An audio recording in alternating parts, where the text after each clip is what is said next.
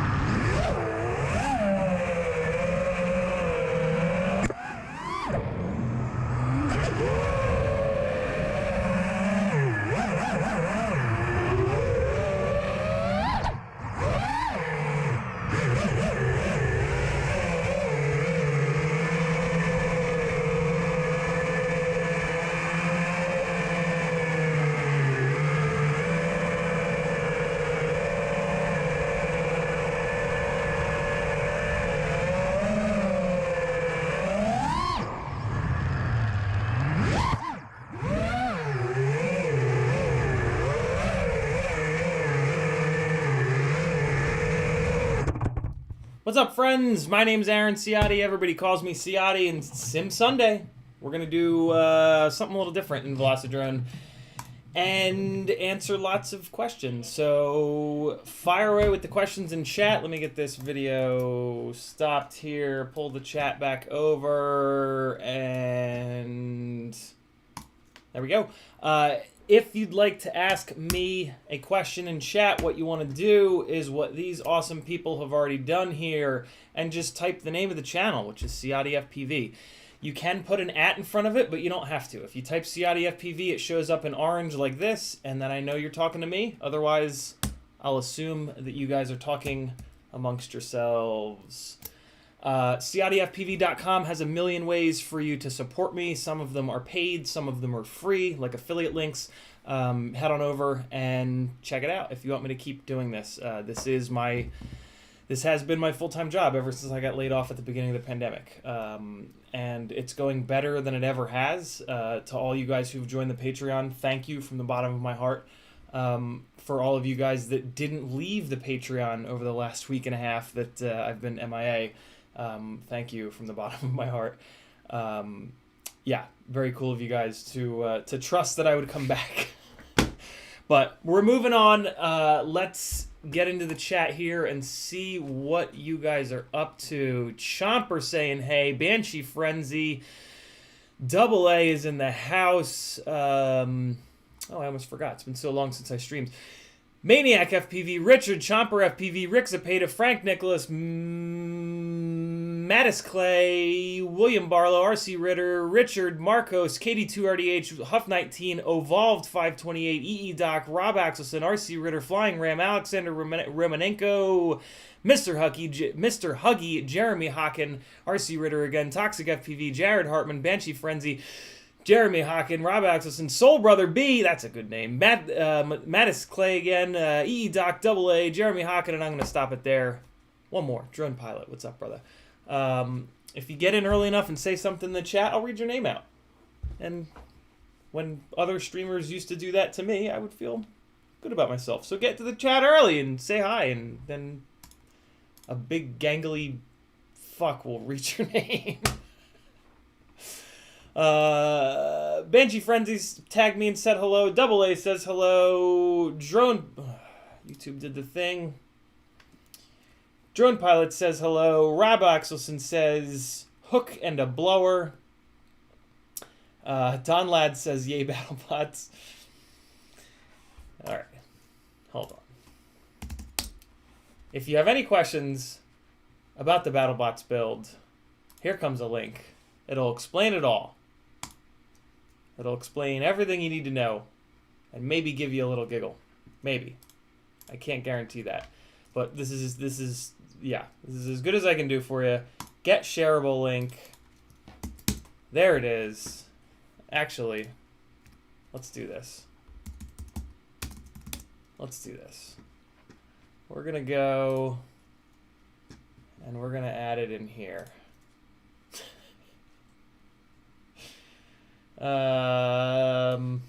Hold on.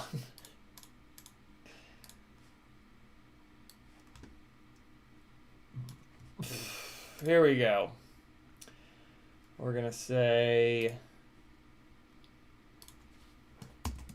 BattleBots info. There you go. CiottiFPV.com has all the BattleBots CiottiFPV build info that you need. I'm not gonna leave it at the top of the thing. I'm gonna pull it towards the bottom. There we go. Do me a favor, guys. Like, maybe ease up on. I don't want Joshua to get upset, so maybe ease up on the Joshua BattleBots CiottiFPV trolling. I think it's hysterical, and I love you guys, but I don't want Joshua to get mad that every single one of his streams he has to hear about it. Now that I've said that, you can do whatever the hell you want. But I've said it, so now I'm on record in saying that, you know, I've lost control of you guys, and you can do whatever the hell you want.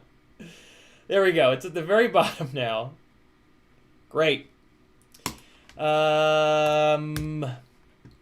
going on in the chat here? Ryzex RCFPV says, what's going on, man? What's going on, people? Fly day for anyone in the New Hampshire region. Got a birthday coming up. If you got stickers and stuff, Sticker Bomb Quad Squad.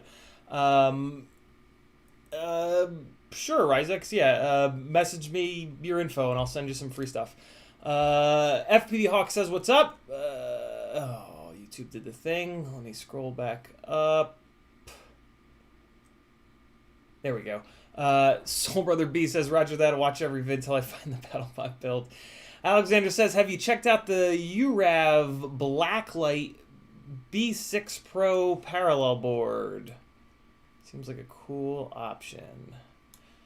I was just telling T-Bird yesterday. T-Bird hired me on Fiverr to help him plan out some of his builds to make sure that, you know, the intended purpose of, he's got like 3 or 4, maybe, I think 4 builds that are kind of in the works.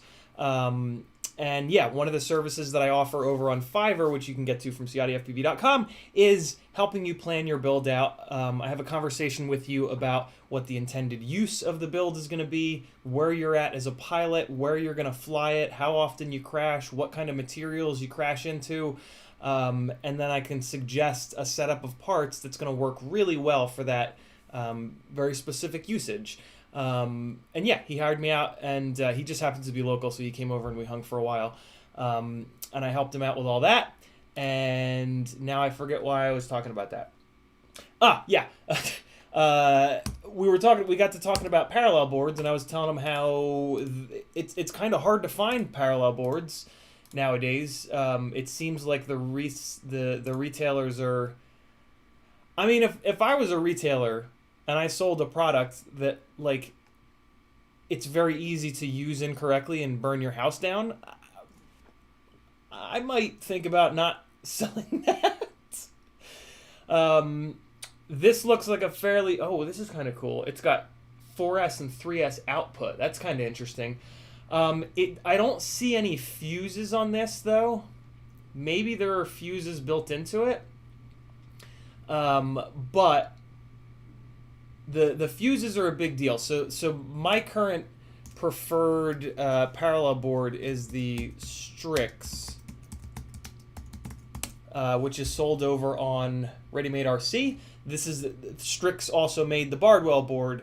I think maybe like Joshua's licensing agreement with Strix might have run out, because it looks like this is just me. I think this might not be true. Because it's hard to find the Bardwell Strix boards now, and I'm only really seeing the Strix boards. My preferred setup, well, here, I'll show you. This is the setup that I've kind of come up with over a long time. It's the 6S Strix board. This is the Joshua Bardwell edition, but it's identical. So it's the 6S Strix board, which has the fuses. It even has the new generation of these boards as of, like, I don't know, a year ago or so. They put heat reactive paint over top of the fuses, which is really handy because the paint will light up in red if the fuses get hot. On the old, I have a 4S old one where I would just have to touch the fuses with my finger to make sure they're not getting burning hot. But yeah, Strix board, 6S. I've got a couple of XT60 to XT30s, and then I've got 4 of these Amazon cheapo 2S, 3S, 4S, 5S, 6S little, I don't know what the hell these things are called. So with this one board, so let's talk about the fuses for a second. These fuses clamp down at 1 amp.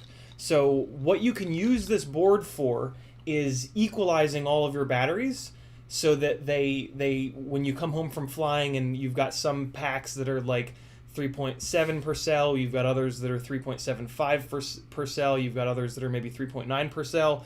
You can hook just the balance leads up, as long as they're close. You do not want to do this with a fully charged battery to a storage charged battery, or a fully charged battery to a dead battery. If you do that, the paint on the fuses is going to light up red. So you just pay attention. But yeah, so you can hook just the balance leads up on all your batteries.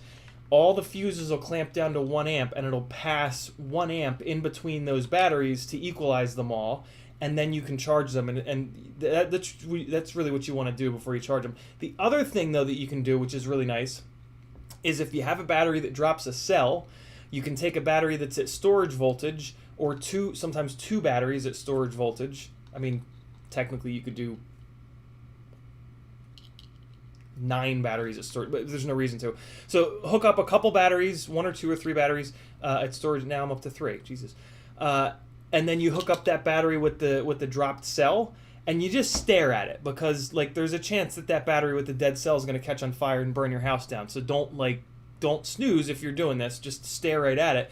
But what's going to happen is the fuses are going to clamp down to 1 amp, and they're going to push 1 amp into that battery with the dead cell, and typically that'll pull that dead cell up above 3.5 volts. And a lot of times that battery is hurt. Like, that battery is never going to be as good as it was before that cell dropped. But you can usually get a bunch more cycles out of those batteries that you sort of bring back to life.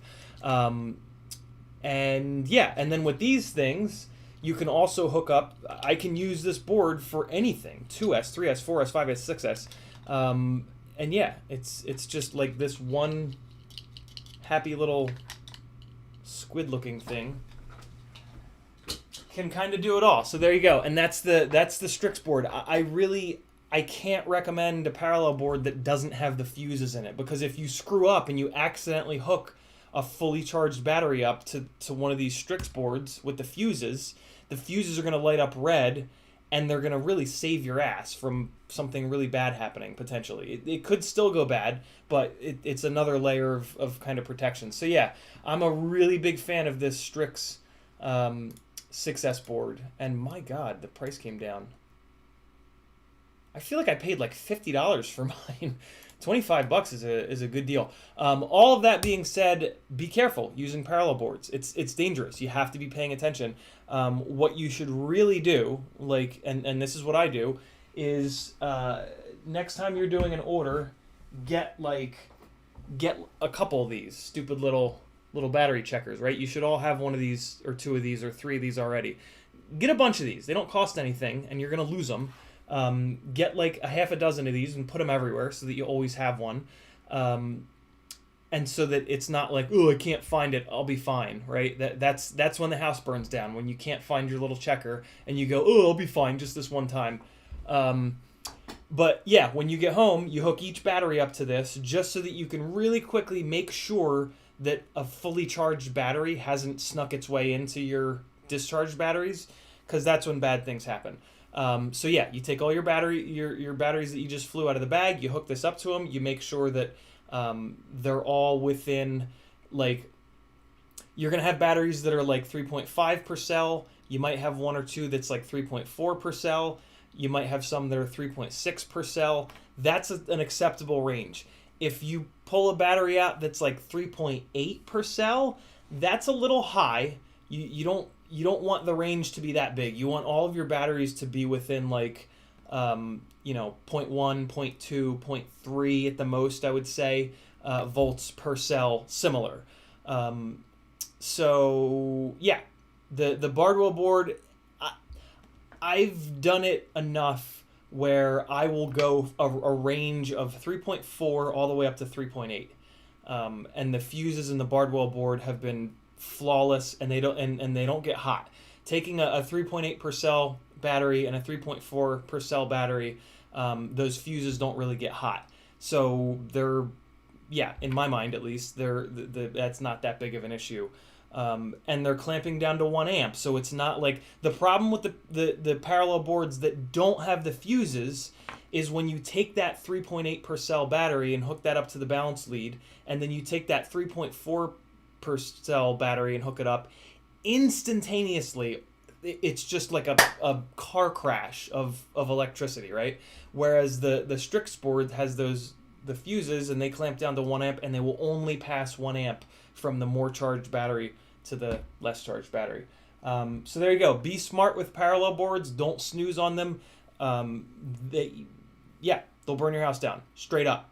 Like, don't fuck with parallel boards don't even get one if you're not, like, if you know yourself and if you know that, like, you're just not careful enough, just don't get one. But if you do get one, the Strix, and if you can find it, get the Joshua Bardwell one to support him, is, in my opinion, the best one that I've ever seen. Experimental RC says, so talking about Battlebots, Tristan Stoneman says, build my first 3-inch, wired the cap backwards, it blew up my face. Yeah, It smells weird, right, Tristan? Yeah, it's kind of like a rite of passage. I'm too deep. I've blown up a 1,000 UF. That was fun, and I've blown up a tiny little one. The 1,000 blew up here on the bench, which thank God, because sparks and chaos. The little 300 UF blew up when I was like sitting on the couch plugging the quad in, and it shot the liquid into my crotchal region. Mattis Clay says, can you put 4-inch props and ducts on a 5-inch racer and make a Cinewhoop? Absolutely. You're gonna sacrifice some power because the 4-inch props want more RPM, and typically on a 5-inch rig, your KV is not gonna be high enough for a 4-inch prop, but it's a Cinewhoop, so you don't really need a huge amount of power, so it's probably gonna be totally fine. Huff19 says, what's up? About to join your Patreon. Finally. Thanks, Huff. Very cool of you. Slappy1 says, yo. Chris Mel FPV with a $10 super chat. Thank you, Chris. Got my winnings the other day in the mail. Super kick-ass of you. Thank you, thank you. Love the stickers. What flight controller would you recommend for R3D Zero Grav pusher frame?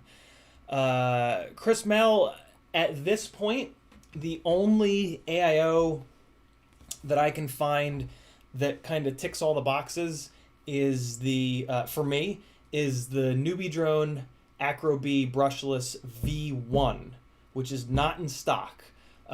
When it goes in stock, I will let you know. Dalton, who created the little floater motors and some other really cool stuff, Dalton is working at Newbie now, and he's been checking like every morning for me because he knows I'm dying to get more of those boards to continue with this.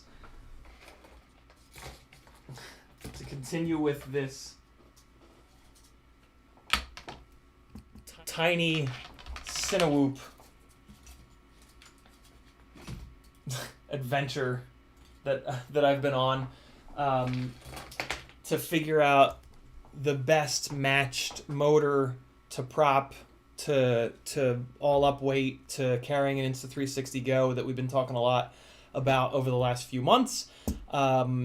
So yeah, when I say that it ticks all the boxes for me, it doesn't actually tick all of them. It just does the best job. It's got an onboard VTX, which is a big deal because I want to run an external receiver, a Crossfire Nano, and on a tiny whoop, if you've got an external VTX and an external receiver, it's just a mess. Like, it just makes the build a pain in the ass. That it starts to get a little bit heavier.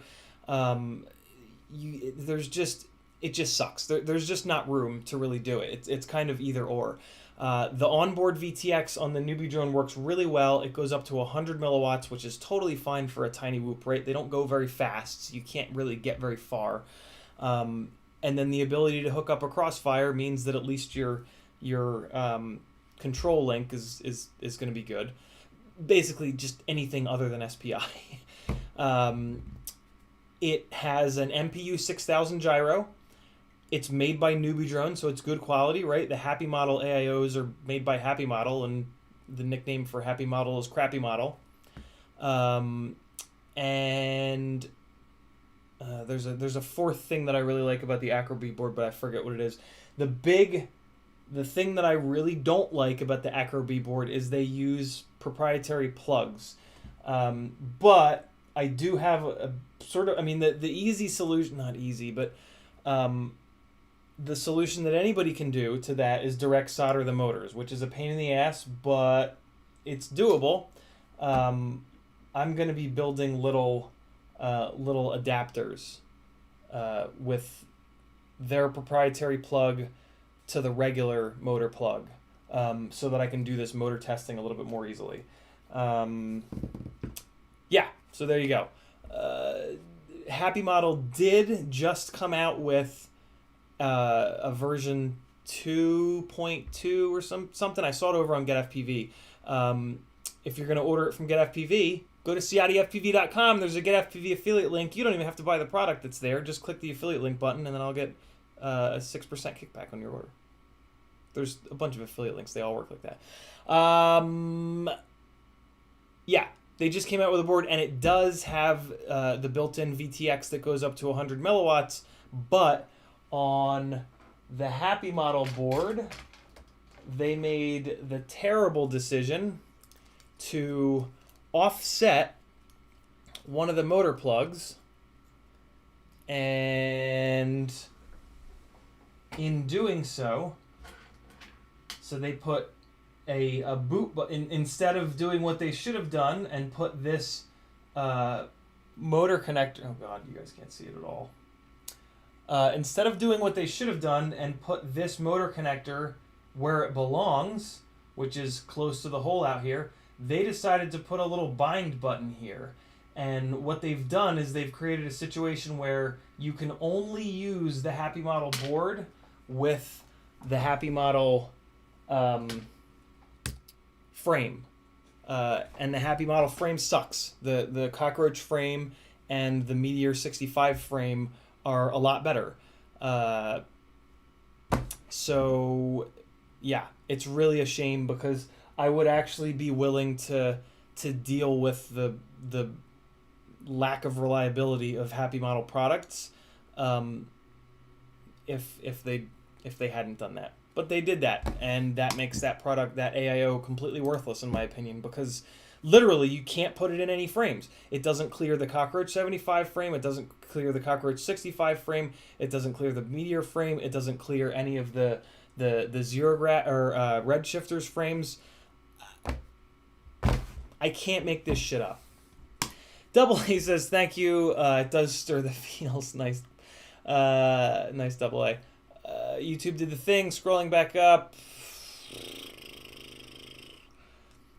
Rob says, will it take Dogecoin? Drone Pilot says, the reason I do the ad at the beginning of your name is it saves me a few keystrokes and getting it correct. Oh, that's true. That's right. Yeah, if you type at and then like the beginning of someone's name, it'll autofill it and you can just click it.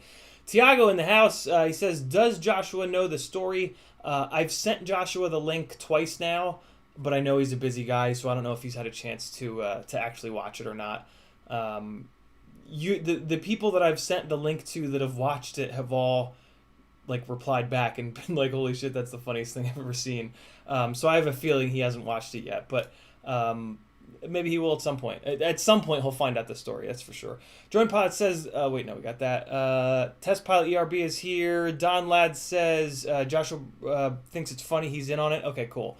Huff19FPV says, I haven't forgot about your service on Fiverr. I just got the FPV Cycle 5-inch motors. I want to break those in before I consult with you. Sounds good, Huff? I'm ready when you are, man. Alexander Romanenko says, not that board. That's not the B6 Pro. You looked up the B4, not Pro. Okay. So, let's see. Where was that? That was here. UREV. Well, that's it. Wait, here we go. Alright. So I must have hit the... Oh, there's the B4. Oh, that's the B4 again. There we go. There's the B6. Okay, let's see. B6. I still don't see any fuses. Do they maybe have the fuses inside or something? I mean, this looks like a perfectly fine... This looks like every other parallel board. Although, you know what this does have that I haven't seen in a while? Is both XT30 and XT60, which is awesome. My solution to that is just the little XT60 to XT30 adapters. But I will admit, I would love it if the Strix boards also just had a row of XT30s. That would be super cool. Yeah, this looks like a totally... this is a completely fine parallel board. It just doesn't have that little bit of extra safety that the Strix board has. So like if the Strix boards ever go away, I'd be super into this for sure. But while the Strix board is still around, and I'm not saying the Strix board is going to go away, but God forbid it does, yeah, I'd be all over that for sure. Good find, Alexander. Vicious Stitches says, good to see you. BBF mentioned on Joshua Broadwell's stream, not by me though. Yeah, it was. I think it was Don, right? I think Don Lads did a $10 super chat. on Joshua's stream for my for my Battlebots builds. My imaginary Battlebots build. Drone Pilot says, set up 7-inch really well, 300-meter dive, stayed fixed on target in 25-kilometer-an-hour winds, and then I smashed into a tree during a roll. Why does it sometimes take a second to accept that you crashed? So that's actually there's... maybe I'm reading more into that question than... It's actually a really good question, right? Why does it sometimes take a second to accept that you crashed? I think what it actually is, what it is for me, and the reason why I crash so much, I might be reaching a little bit with this, but stick with me. Especially when a lot of my crashes, I watch them happen, and there's a moment where I could have prevented them.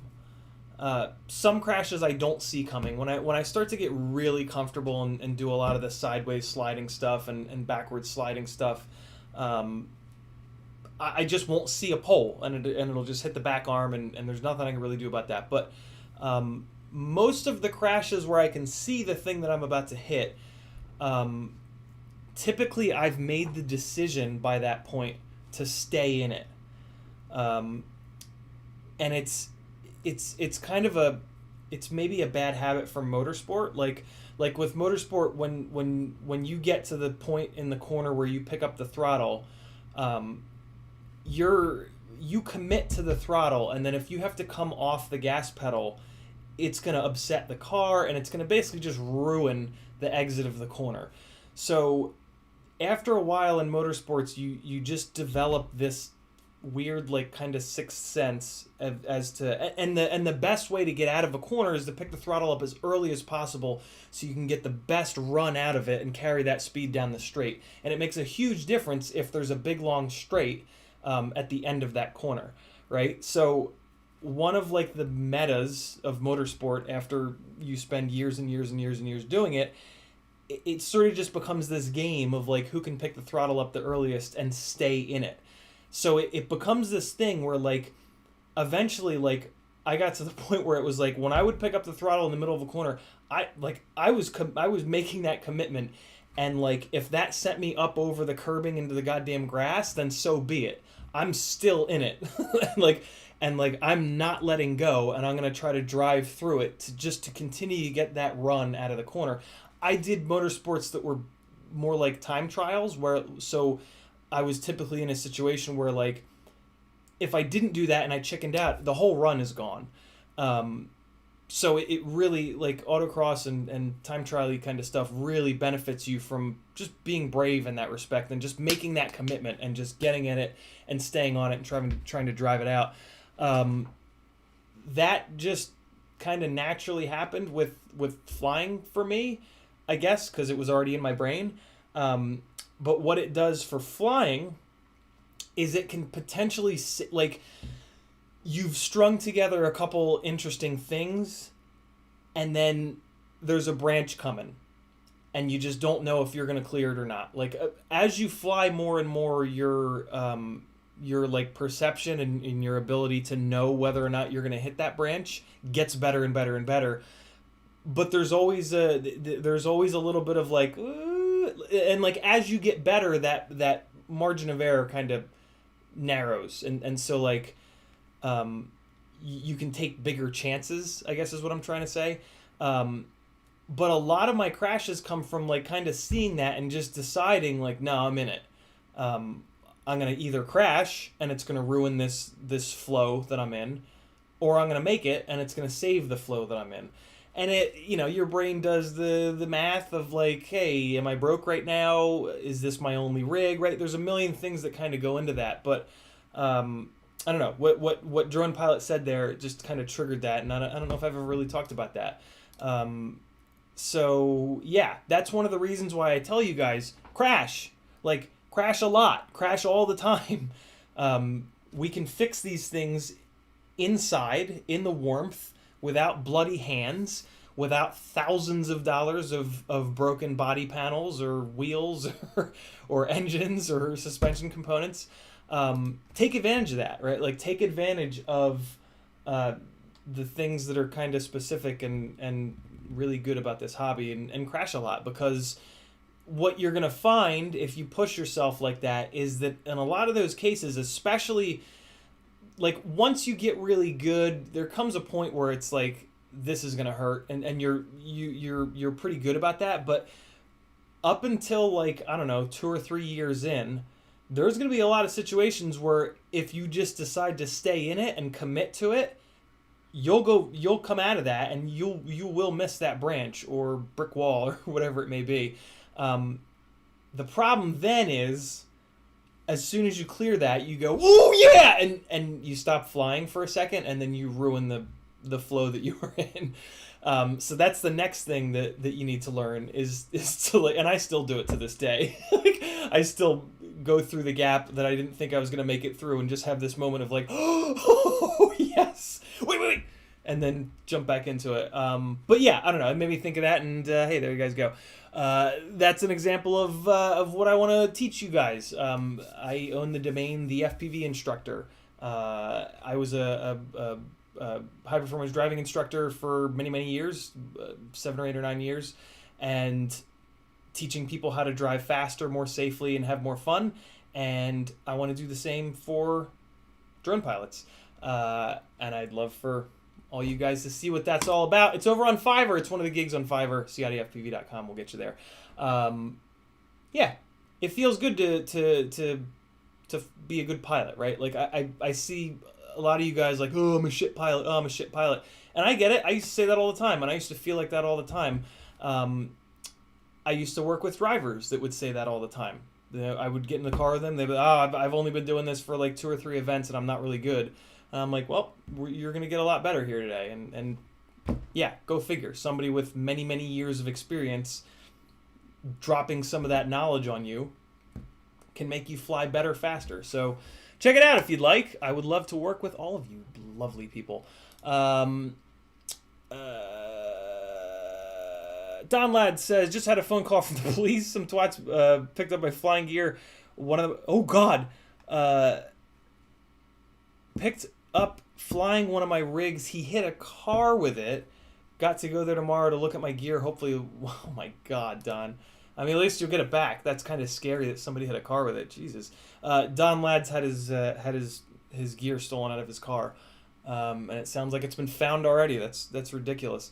Michael Yant says, I have an Acro B65 brushless, tried updating firmware in finished, and now only the receiver gets power, comm port isn't detected, and only does the first 3 beeps.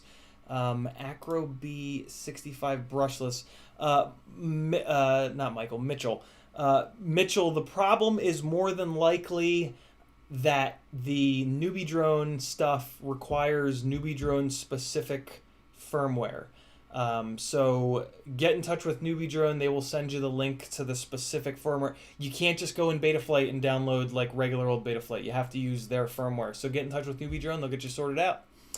Newbie Drone also has great customer service. So yeah, they'll hook you up. Weirdo with a Skateboard is here. What's up, brother? Experimental RC blew up a 6000 6S in 2013 when balance chargers weren't a big thing. Even got video of it on our security cams. That must have been quite the explosion. Mattis Clay says, iFlight Nazgul 5 HD versus Diatone Roma F5 or any other Bing in this price range you would suggest. Mattis, let me ask you, is this your first, like, what's the thought process behind buying a bind and fly? I'm more than happy to compare those two, but you said or any other, and that makes me wonder why you're looking to. If it's your first rig, I would almost suggest a bind and fly, because when I look at myself, for example, my first rig was a bind and fly. I decided, okay, I want to get in this as cheap as possible. I want to see if I enjoy it. I want to see if my brain can handle, putting motion into the little sticks. And I also thought that I'll be able to see how everything is all wired up, right? And I can take pictures of it, and I can just have like a working thing. and then I can start screwing around with it. So if it's your first rig, yeah, I'm down with the bind and fly thing. If it's not your first rig, though, you can build a better rig. You're not going to spend less money building something yourself, but you can definitely build something that has better quality components. Basically, all of these bind and flies, right? Like, somebody has to build them. So some of the money that you're giving the company goes to someone building it. And thus, the quality of the components is not going to be quite as high. Whereas if you build it yourself, you can take that money that would have gone to paying someone for an hour or 2 or 3 hours of labor. You can put that money into buying better components.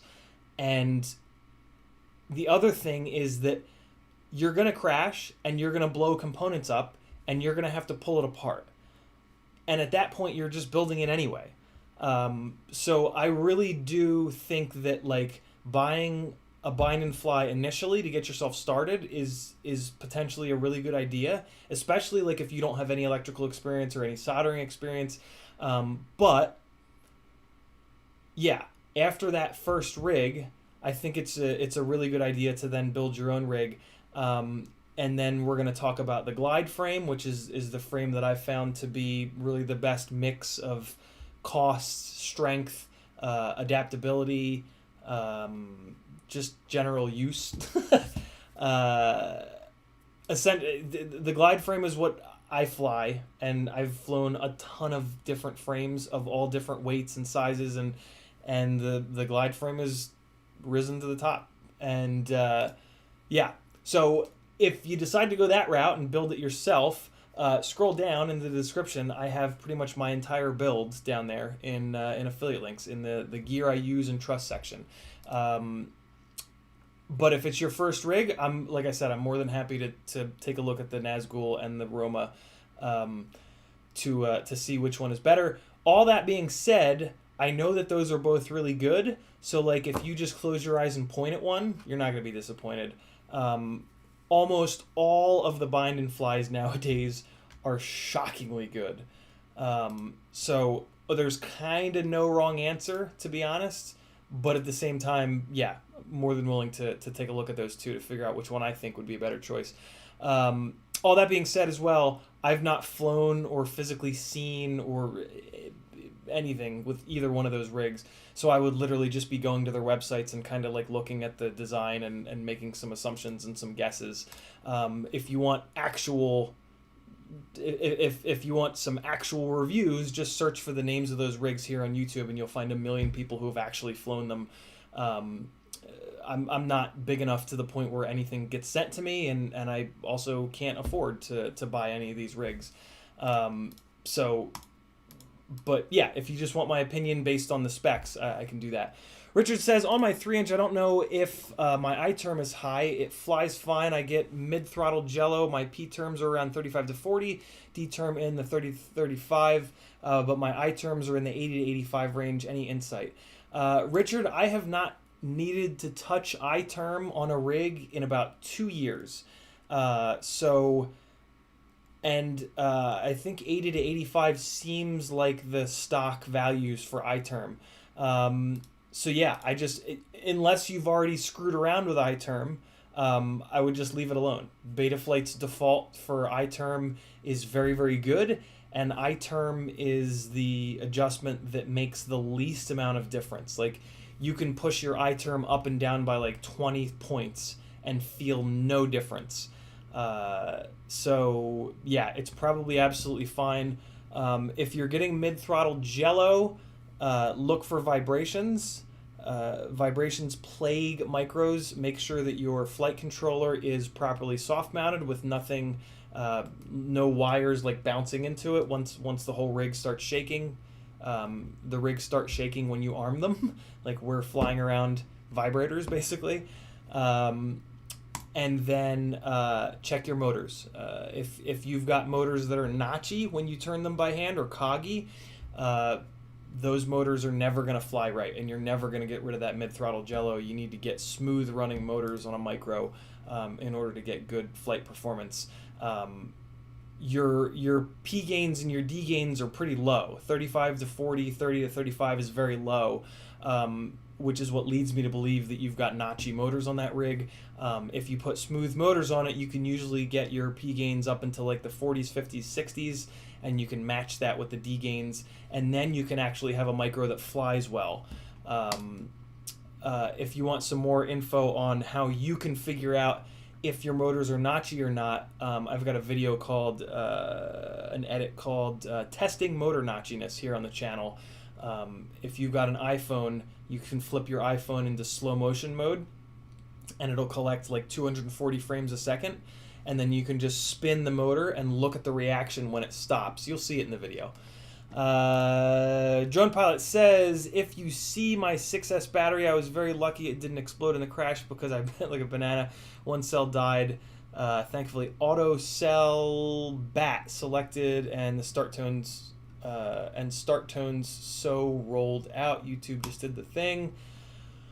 Scrolling back up to try to find my place.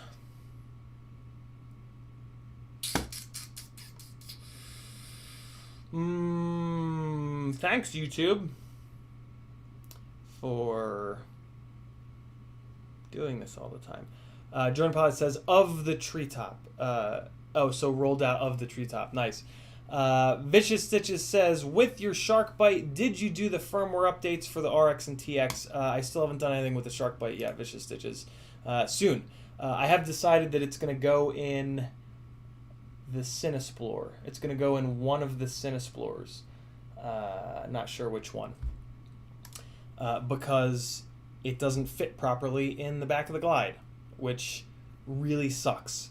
And really gives me the extra little push to go towards DJI rather than shark bite, to be really honest with you guys.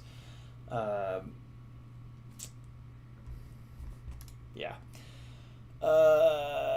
Alexander says, still not Pro, B6 Pro. I sure wish that Google would fucking show me the right thing. That's not what I wanted to do. Oh wait, no, I don't need this opened. Alexander, just do, since I can't, since I'm a boomer and can't do anything right, just tell me just tell us what's good about the B6 Pro. Tell us, like, why is it good? CMYK is here. What's up, brother? Mark Kunoff says, if the features of a flight controller says there's a 5-volt 2-amp BEC, does every 5-volt pad on the board get voltage regulation? Really good question, Mark. So it technically yes, but the Talon boards, I believe, don't quote me on that, but I think the Talon boards actually use 2 1-amp BECs. And some of the pads are run from one, and some of the pads are run from another. They don't say that. I don't think they say that in the specs. I think in the specs they just say 5-volt 2-amp BEC. But yeah, I mean, every 5-volt on the pad is going to be being fed 5-volt from one of those 2 BECs. It's kind of nice that Talon did that. If that's the board that it was on. I forget what it was on. But yeah, I had a situation where one of the 5-amp BECs blew up, so like my VTX stopped working, but the receiver still worked. And I'm staring at it like, what? So I was able to pull the VTX off of the VTX 5-volt pad and put it onto another 5-volt pad, like maybe the LED 5-volt pad or something like that. And I was able to run them both off of the single 1-amp 5-volt BEC. So that was pretty cool. Tuner Taxi in the house. Free Range Chicken is here. Remy Tim is here. He's at work. Mattis says, it's my first. Okay, so yeah, Mattis, if it's your first, let me take a look. Nazgul 5 HD. All right, I don't do this enough. I typically don't do this because I really try my best to only give information that I've like personally on gear that I've like personally tested and smashed, because that's really the only way to be sure that I'm giving good info. But sometimes I can tell some things about rigs from just looking at them. So this is the Diatone Roma. The big thing that I don't like about this is this metal up front. I really don't like when they do this, because when they put really, Diatone? Really? This is how your website works? What is this, 1999? What? Okay.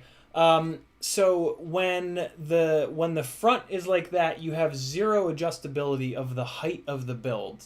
And I don't love that. And that's a big deal. Let me look at the Nazgul. Hey, look, when I click the picture, it goes full screen. Diatone, what are you doing? Yeah, so this is not like that. Although this does use vertical carbon plates, and that kind of it almost does the same thing. But with the vertical carbon plates, you can at least remove them. You can remove these vertical carbon plates and just use little TPU loops on the front standoffs, and then you can adjust the height of the build, which I really like. So thus far, I'm leaning towards the iFlight. This all looks fine. I mean, nothing super interesting. What else? I mean, like I said before, either one of these is going to be really, really good. Like the quality of the bind and flies in the last like year has kind of gone through the roof. Yeah, I mean it's hard to see anything on Diatone's piece of shit website here. These little side plate things are kind of dumb. And they could potentially negatively affect the flight characteristics. Yeah. They look very similar, which really yeah, the metal in the front, it just makes no sense to me, and I think it's a really bad idea. So I'm going to say Nazgul, Nazgul 5 from a specs point of view. But all of that being said, you should look up reviews from people that have actually flown them. That's going to hold a lot more, you know, that's a much better basis to plan that purchase off of.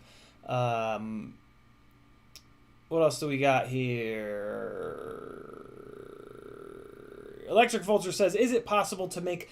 Let me one more thing, Mattis. I don't think that a 5-inch rig being your first rig is a great idea. 5-inch rigs have enough power and weight and momentum to cause some serious damage. I mean, like, I'm talking like put somebody in the hospital. If not, I'm not convinced that a 650 gram 5-inch rig at full steam into somebody's face won't kill them. So yeah, your first rig being a 5-inch rig, I think, is an awful lot of responsibility. And when my first few months of flying, I was not very good at it. Maybe you'll be a savant, but I doubt it. And yeah, I would not want the responsibility of putting this thing through somebody's windshield or putting somebody in the hospital on top of all the other nervousness of flying these things. So I've always recommended tiny whoops or like 3-inch rigs or just like something small that can't kill people. Being dramatic, obviously, but I think you know what I'm saying there. So just think about that. Just think about that a little bit. Also, 5-inch rigs, like, you have to go out to a place to fly them. And that reduces your ability to fly. With a tiny whoop, you can sit here all night, every night, and just blast batteries. And you can put in a ton of stick time. Same thing with 3-inch rigs. 3-inch rigs, you can like walk out on your deck and just rip in the parking lot, or in your backyard or your front yard or whatever. You'll never be able to do that with a 5-inch rig without people calling the cops or burning your house down because of the noise that they make. So definitely keep that in mind. The biggest thing when you're starting off is just getting as much stick time as possible. And the smaller rigs will allow you to get a ton more stick time. And like 99% of what you're going to learn on a small rig, even a tiny whoop, is going to translate perfectly to bigger rigs. If you want a great example of that, SR13FPV here on YouTube is, in my opinion, the best tiny whoop freestyle pilot in the world. And if you look up his very first video of flying a 5-inch rig, he's better than most people you've ever seen flying 5-inch rigs. And for me, it was the same thing. From the very first battery I flew on a 5-inch rig, I'd been flying micros for over a year. And the very first 5-inch battery I flew, I was on fire because the sticks do the exact same thing. There's a difference in momentum, and there's all these subtle differences. But for your first like year of flying, nothing is subtle. Everything is being hit with you're hitting everything with a hammer. Because it's hard to fly these things. You know, I'm 4 years in and I'm not even that good yet. So yeah, keep that in mind, because 5-inch rigs are dangerous. Also, if you arm a 5-inch rig, if you're holding a 5-inch rig and you accidentally arm it, you're going to the hospital for sure. Like for sure. And if somehow that thing comes up towards your face, you're going to have scars on your face for the rest of your life. Like, 5-inch rigs are dangerous, straight up. Like, they will fuck you up. I can't believe that nobody's died from a 5-inch rig before. Because if you're holding it like this and you arm it, it's going to go up your face and cut you to the bone. And yeah, it's scary. So just definitely keep that in mind. It really freaks me out when people's first rigs are 5-inch rigs, because yeah, they're scary. They're really scary. Electric Volter says, is it possible to make multiple rigs with different flight controllers fly the same? Yeah, Electric. I mean, just set the PIDs and the filters and the rates the same, and I would be very surprised if you're able to tell the difference between two identical rigs with different flight controllers, unless one of the flight controllers is broken. So yeah, totally. It's not only possible, but it's like normal, I guess. Gel Captain in the house. Banshee Frenzy says, have you flown the moon goat that you built? I have not, Banshee. It's been really cold here, and I've been going through some real life shit. It'll get flown now. YouTube did the thing, scrolling back up.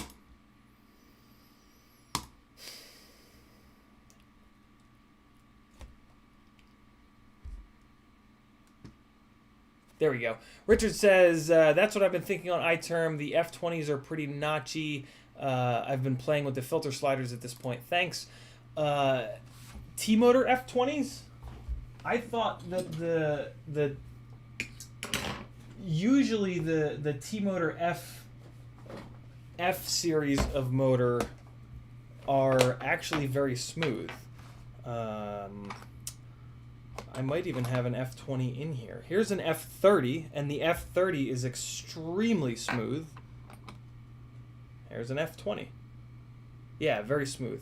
So if you have if this is what you've got, if you've got this T-Motor F20, then that is a confirmed very smooth motor, actually. If you've got your flight controller properly soft mounted, you should be able to take the stock tune with that, decrease the filtering a little bit, and crank the PIDs up pretty good. Also, as long as you're on a good quality frame with the carbon fiber weave running the correct direction on the arms. Yeah, basically, if the rest of the rig is in a good state, those T-Motor F20s should be you should be able to go pretty nuts with the PID tune. If you guys are struggling with PID tunes and you want some one-on-one help, that's another thing that I do over on Fiverr, that a bunch of folks have hired me to do, and they've had great results and they've loved it. So yeah, if you want some one-on-one, or you can always just message me. I try to reply to everybody. CiottiFPV on Instagram, Facebook, Patreon, Smoke Signals, wherever. Mattis Clay says, what do you think about the Nebula Pro camera? I've heard that it's really good, Mattis. I still fly analog, though. Toxic FPV says, my Cinesplore should finally be here tomorrow. Nice, you're going to love it. Peter Felber says, timestamps. What about him, Peter? Dronny5 Smith says, Bardwell just did a review on the Roma. He said it's better than the Nazgul. It's his new recommendation for beginner bind and fly. There you go. Thanks, Dronny. It Starts says, you're not a boomer. If you were born after 1966, you're a Gen Xer. Yeah, but it's more fun to call myself a boomer. Actually, yeah, it's I don't know why, but I always assume that, like, my audience is younger than they really are. But most of you guys are actually older than me. But it's just fun to call myself a boomer. I think it's becoming the norm to just use the word boomer interchangeably for, like, shitty at technology, right? Just, like, as an excuse, like, I can't figure out this technology thing, I'm a boomer. Mark Kunoff says, yep, Talon MPU 6000 V2. Oh, yeah, right. Okay, yeah, so I think Mark, it's got two individual, I'm pretty sure I remember that being the one that has two individual 1 amp BECs. Alexander says, here we go, awesome. B6 Pro has XT30, XT60, it does 2S to 6S, and it has fuses. There we go. So it sounds like the URAV B6 Pro is a potential replacement, not replacement, but just another option for versus, oh man, I forgot to send you the link in your Discord. I forgot to post about this stream in Discord. So I'll do that right now. Alexander, any advantages to that B6 Pro over the Strix that you can think of or see? Free Range Chicken says, Collective or CiottiFPV, which camera do I want to put on my analog 3-inch? It depends on the frame mainly. Is the frame set up for nano or micro or mini, or I'm sure it's not set up for full size, but if it's set up for nano, I'm a really big fan of the Runcam Phoenix. If it's set up for micro, I like the Phoenix as well. Yeah, I haven't really done much, if any, camera testing lately though, so there could be something a little bit better. But I'm perfectly happy with the Phoenixes. They've been really, really good. Okay, let me really quickly just throw up a. Everyone, I'm streaming right meow. That's what the cool kids say, right? Meow instead of now. Isn't that a thing? Send now. Okay, there we go. And what else is going on in the chat here? Protonigo says, when you add a throttle curve with a throttle mid at the hover point, it boosts throttle beneath that. Does that affect flight performance after zero throttle things? when you add a throttle curve with a throttle mid at the hover point, it boosts throttle beneath that. Does that affect flight performance after zero throttle things? I can't figure out what that question means, Protigo. I'm sorry, brother.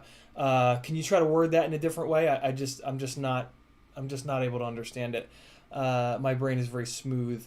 Ribby Tim with the URAV link. Let's copy the link address. Hit F15. Go up here. Go like that. And hey, there it is. Are those little dip switches? What the hell is that? Or are those the fuses? Oh, what's that say? Balance connector. So these are the automotive fuses that'll pop to prevent your house from burning down. I don't see that this has the secondary fuses that clamp down to 1 amp that the Strix has. So it looks like, yeah, I feel like I would still rather have the Strix board. Because yeah, these are not the same. These are not poly fuses. The fuses that clamp down to 1 amp are, I believe they're called poly fuses on the Strix, and I don't see any of them on here. So yeah, this is good but not great kind of thing. This also only has 6 ports. Oh wow, and it's expensive, $36. Jesus. Yeah, I'll take the Strix all day over this. Ooh, this has a beeper on it. That's kind of cool. I do kind of like that, but it doesn't have the poly fuses, and I really, really like having those poly fuses on the Strix board.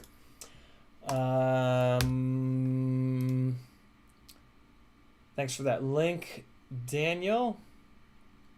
SSTFPV is here. Scrolling.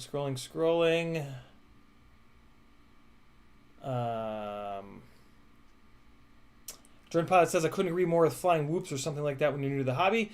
Is best. Got girlfriend and daughter skilled up like that before trying one of my 7-inch 1400 gram 100-mile-an-hour weapons.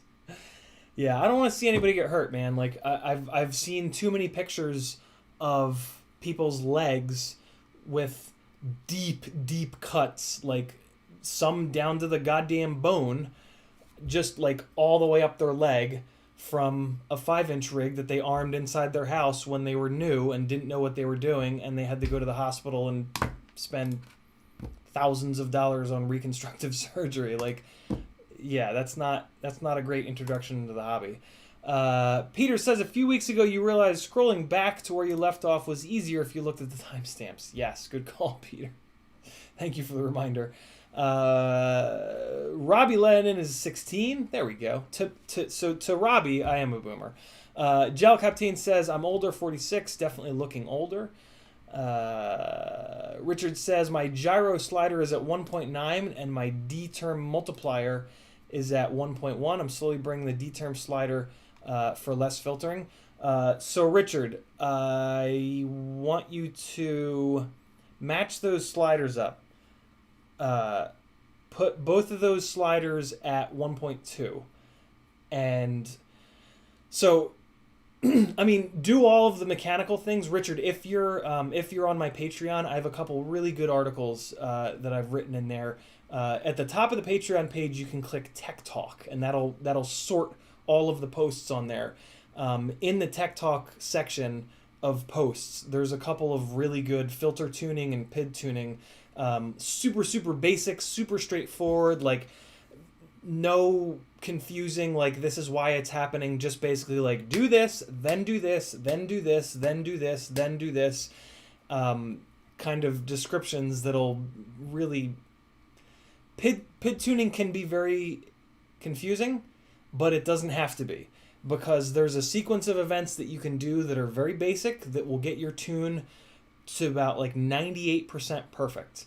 You just have to be willing to do those things, and you just have to have somebody that actually knows what they're talking about being the person to give you those steps, right? Like when you go on Facebook and you ask for tuning advice, people who've flown 2 batteries will give you concrete tuning advice that's definitely real. And then you'll follow that advice and your rig will catch on fire and kill 18 people. So don't listen to anyone on Facebook that you don't know for absolute certain is like a lot better than you. Hopefully even like straight up really good, right? Like watch some of their footage, make sure that their rigs don't fly like a bag of smashed assholes, right? Or just listen to those of us who have YouTube channels with, you know, more than 10 subscribers kind of thing. It's super important. So where you're at now with that tune is you're kind of chasing the dragon on the filters and your PID loop is suffering. And that's not what you want. I know that Mark Spatz and myself and lots of people say to tune your filters first, but we're not saying that you want to spend all your time tuning your filters. We're saying that you want to try to decrease the amount of filtering to the point where the motors get a little bit hot, and then back it off, and then get into the PID tune, because the PID tune is the error correction. We're gonna call the PID tune error correction from now on, because that makes a lot more sense, right? If you say to somebody, yeah, my PID tune, they're gonna look at you like you have 18 heads. If you say to somebody, my quad has error correction, they're gonna go, oh, well, what kind of error? And then you can go, oh, well, like the wind blowing. And then you can have an actual conversation with that person. So just get PID tune out of your brain, because PID means nothing to most people, right? People that aren't in the mechanical engineering world that have worked with PID tunes before, that just means nothing to them. If you just in your head think of the PID tune as error correction, a lot of things are going to make a lot more sense. The error correction is what's doing the majority of the work. The filters are there to make sure that the error correction doesn't get overwhelmed because there's too much error, right? If there's a lot of vibration, the error correction is going to go, oh my God, that's a lot of error. Your filters are there to bring those vibrations down to the point where the data that's being sent to the error correction is clean enough that the error correction doesn't go, ooh, what's happening? So yeah, bring both of your filter sliders down to 1.2. That's going to add filtering for you. And then you should be able to start moving your error correction gains up, your P gain and your D gain primarily. And that should, D gain mainly is going to be what starts to crush the mid-throttle oscillations. Yeah, if you've screwed around with your filtering and with your PID settings a bunch, I would actually recommend that you take screenshots of everything else and do a fresh install of Betaflight to get yourself onto totally stock PIDs and filters. And then and at that point you can really use the guides that I have on Patreon to just go step by step by step by step, because like once you've started changing those, like you can forget, you can like drop one thing down really low because you were kind of experimenting, and then you forget that you did that, and that can kind of like screw everything else up. So sometimes it's really nice to just kind of go back to square one. But all that being said, the mechanical system is much more important than the software. So if you've got notchy motors, if you've got banged up motors, right? If like you've gotten into a bunch of crashes and the motor bells are all vibrating and shit, if you're using props that are out of balance, some propellers right out of the bag will be out of balance. There have been a bunch of HQ propellers over the years that were just mismanufactured and they're just not balanced. None of them. A really safe bet is to go with gem fan propellers. I've only come across one single gem fan propeller, the 2040, in the last 4 years that has been out of balance. Yeah, the mechanical system is way more important than the software. Everybody gets all hung up with filtering and PID tuning, and then I'll look at their rig and there'll be an arm like hanging off, or like one motor screw in a motor that's not even tight, or the motors look like they've been through a goddamn wood chipper, and when you spin them up in the motors tab, the rig fucking vibrates across the desk. So yeah, focus 99% of your effort on the mechanical system, and then that once that is totally nailed down and perfect, then filtering and PIDs are the last step.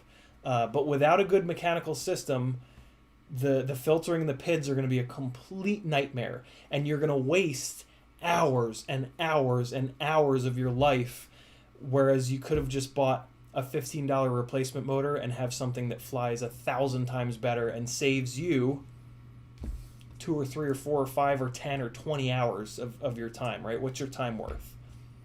So check that out, and let me know.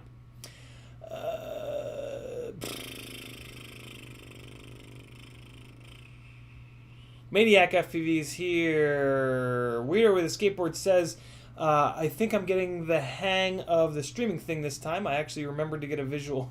Very cool, Weirdo. Keep going, brother. Keep going. Peter Felber says, is my ESC dying? Omnibus F3 whoop board. Symptoms, motor 4 sometimes spins up, but not always. Sometimes the beep 4 to 5 are doubled, one ESC reboots. Sometimes after disarm, beep 4 through 5 again. Peter, using the beeps and stuff like that I know it seems like it would be a way to troubleshoot, but it really isn't. The ESC beeps are kind of all over the place. I've had brand new fresh rigs that go like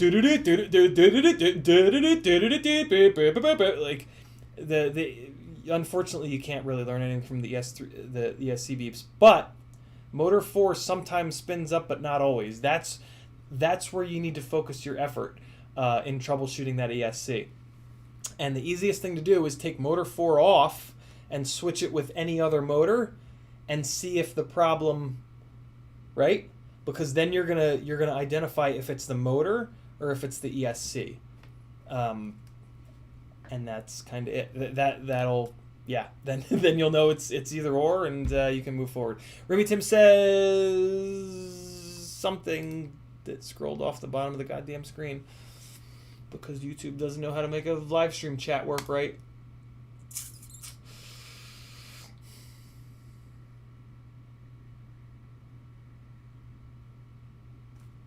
There it is. Remy Tim says, check out this bad boy as well. Maybe better than the Strix. No need for your Amazon dongle things. Remy Tim said dongle. Ooh, the Get FPV one. Yeah, I like it because it's white. That's what she said. Copy link address. All right, let's take a look. I didn't realize that the Lumineer one had poly fuses.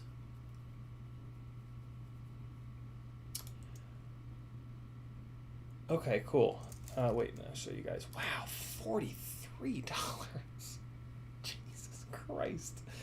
I'm still gonna say the Strix just because it's almost half as expensive. So Lumineer set this up. So this is one way of doing it. To give you the option of 2S or 3S or 4S or 5S, you can do what Lumineer did here and plug into the same thing. I gotta be honest though, I prefer. I really prefer these thingies. What I like about these things is it's super obvious. Like, I'm not gonna plug a 2S into 3S on this thing because it's just, that's a 2S plug, you know what I mean? Like, I really like these things because it's, when you do what Lumineer does here, and it looks like they helped, it looks like they notched the first one out, which should prevent what I'm about to say from happening, but there's still a chance that you'll. So one of the technically I don't even need these things. Technically, this being a 6S balance plug, if I have a 2S, I can just plug it in on the side here, and then like just always make sure. But what can happen very easily is when you try to do that, you plug it in one pin over, and that makes fireballs. So these things, for like no money from Amazon, these are like $4 or something, really do prevent that, because you only plug the balance, you know what I mean? Like, you're not gonna plug a 2S into this 6S thing. You're gonna plug a 2S down here into the, what is it? Is the bottom of this 665,432? Yeah, 2. Okay. Yeah, these are just, in my opinion and my experience, this is the safest way to be able to plug in 2, 3, 4, 5, 6S batteries. The whole sharing the plug thing that Lumineer has going on, they did that. Here's what they did to prevent that. See how they blocked this one off? So this should prevent you from doing that, but you could still screw up and you could still plug a 2S down here and that would explode. So yeah, I would say this is another step up from that URAV B6 Pro that Alexander was talking about, but I don't think this is as good as the Strix. This is also damn near twice the price, and it's got half as many plugs on it. The Strix having like 10 plugs is awesome because I can just leave 2 of those XT60s to XT30s in there all the time, and then I can leave 4 of those big dangly bastards in there, and it's just nice. It's just like one parallel board to rule them all, and for $25, yeah, I mean, this Lumineer one is white though, and it does have a buzzer. I like that. But yeah, I still think the Strix is the better option, in my humble opinion. Protnigo says the curve flattens at the hover point, so it's steeper at the very bottom. I wonder if I get small humps, that's what she said, or something when I ramp up again after 0 throttle. Yeah, right. You will. I mean, that's the way the curve works. So for sure you're going to get that. That's one of the reasons why I don't actually recommend that. Like, unless you absolutely have to, I don't recommend that you run a throttle curve. I don't recommend that anybody runs it. Sometimes, like in the case of my little 65 Insta360 Go carrying Cinewhoop with the 0802 25,000s, sometimes like these motors are so aggressive that you really need a throttle curve. I'm about to sneeze. Sneeze coming. Sneeze going away. No more sneeze. Just a strange yawn.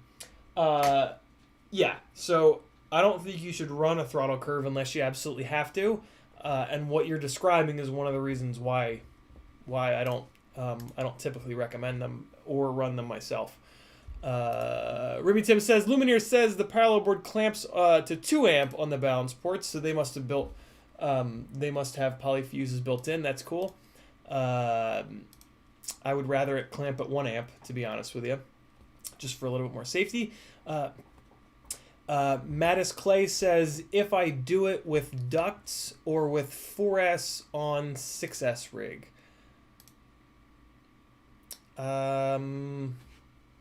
You lost me, Mattis. If there's a question in there, do me a favor and reword it. I'm not sure what we're talking about here.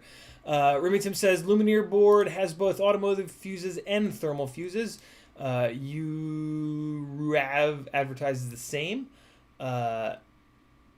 So that's the same setup as the Strix board. It's got the automotive fuses for like a bit. Actually the automotive fuses are on the XT60 ports, and then the Remy Tim's calling them thermal fuses. I think they're also called polyfuses. Don't quote me on that. Those fuses are on the balance leads. Richard says I did it the other way around and started on the PID tune, then messed with the filters. I mean, that's fine, Richard. Here's the other thing I'm gonna say about tuning. Like, before you guys dive into tuning, ask yourself why. And I'm serious. Like, ask yourself, why am I doing this? Why am I gonna change the current tune that, in theory, is working? And if you can't answer that question, don't. For me, the answer to that question is I'm trying to produce footage that's going to be used in a cinematic way. And I'm trying to build a portfolio of work that people will see and want to hire me to fly for them.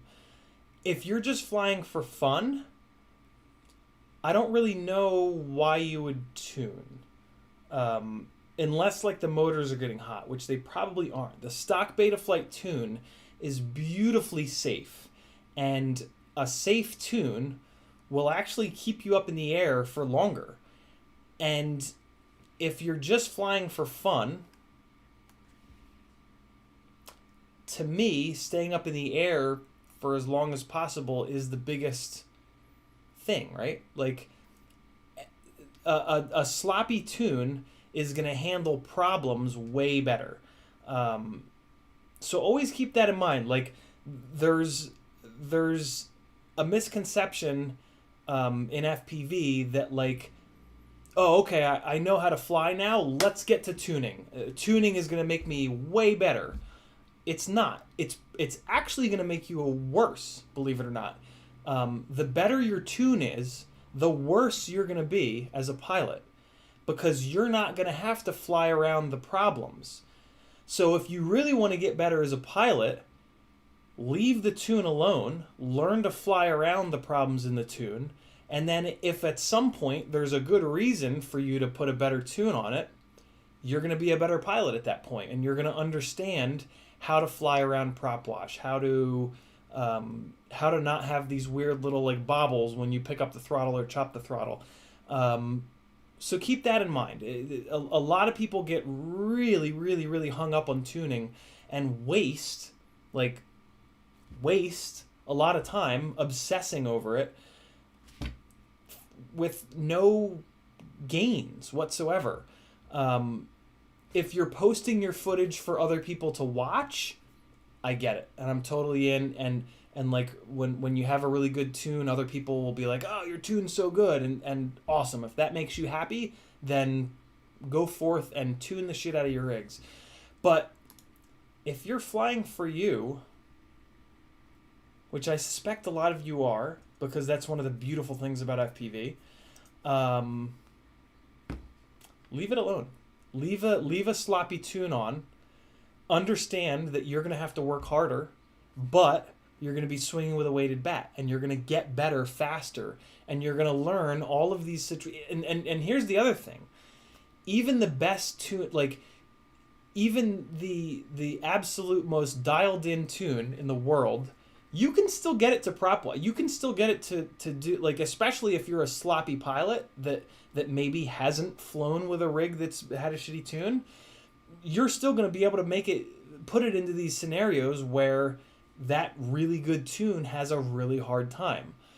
And by learning to fly better, one of the things of becoming better as a pilot is learning what those situations look like through the goggles and how to avoid them. And your footage will always be better if you know that and then you have a good tune. Does that make sense? So there's some real life advice that might keep you guys in the air for a little bit more. Because yeah, Betaflight stock tune, man, you can fucking ram that thing into walls. You can have banged up motors, banged up props, arms hanging off, and it'll just suck it all up, filter it all out, and you'll be good to go. And you'll just keep flying and flying and flying and flying. Versus if you had a cranked up tune, your ESC would catch on fire in a lot of those situations, and it would cost you money and downtime. So yeah, keep that in mind. Just like have a reason, right? Like if you guys are gonna go dive into the filters and the tuning and whatnot, just have a reason for it. Don't just do it because everybody else is doing it. That's a terrible reason, in my opinion.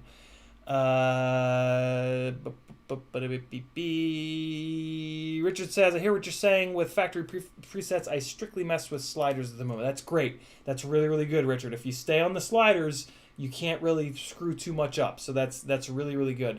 But if you're on my Patreon, there's a bunch of filter tuning stuff that's not in the sliders that makes a bigger difference than the sliders. So yeah, look up tech tips on my Patreon page, and I have a really straightforward, very basic, just like change this, fly it, make sure the motors don't get hot. Change this, fly it, make sure the motors don't get hot. Change this, fly it, make sure the motors don't get hot. At this point, you're reaching diminishing returns. Everything you do after this is only going to have a tiny little bit of an effect. Here's the next step. Do this, make sure your motors don't get hot. Do this, make sure your motors get hot. Now you're at a point where you're really at diminishing gains. Probably stop here and focus on PID tuning. And I just try to break it down nice and simple for you guys.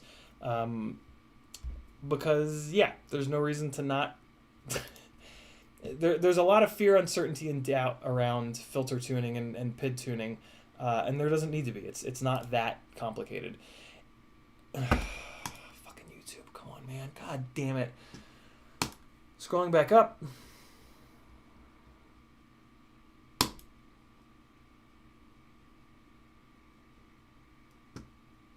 There we go. Airy509FPV says, on that note, if you have one bad motor, would you recommend replacing it with a different motor or stick with the same motor, i.e. Emax burned, but Emax or okay to maybe buy a Mamba? Yeah, definitely don't do that, Airy. You definitely want to replace a motor with the same motor for sure. For the same reason that if you get a flat tire, if you get a delamination on a car tire, you don't want to put like a race car tire, like a racing slick on, right? You want to get the same brand, the same manufacturer tire. Yeah, technically you can in the same way on a car. You can do whatever the hell you want. But you're going to have three things that perform one way and one thing that performs another way, and that's not great. Double A says, should we just take a nice cruise on a Maiden flight to break everything in, or do you just go rip on the Maiden? For cars, there's always a break-in period. You should lay on the gas. So I guess you could kind of...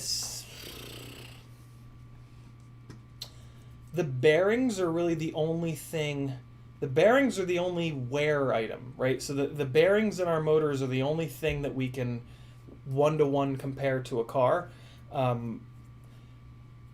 Typically, bearings don't really need to be lapped in. Typically, bearings are pretty much good to go right out of the box.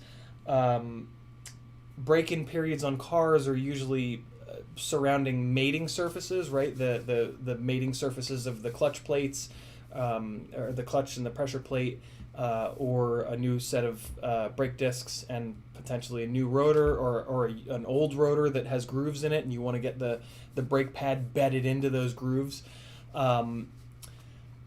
So there might be like this much of an advantage to taking it easy on the bearings in our motors for the first battery, just to let them kind of lap in a little bit and just let those mating surfaces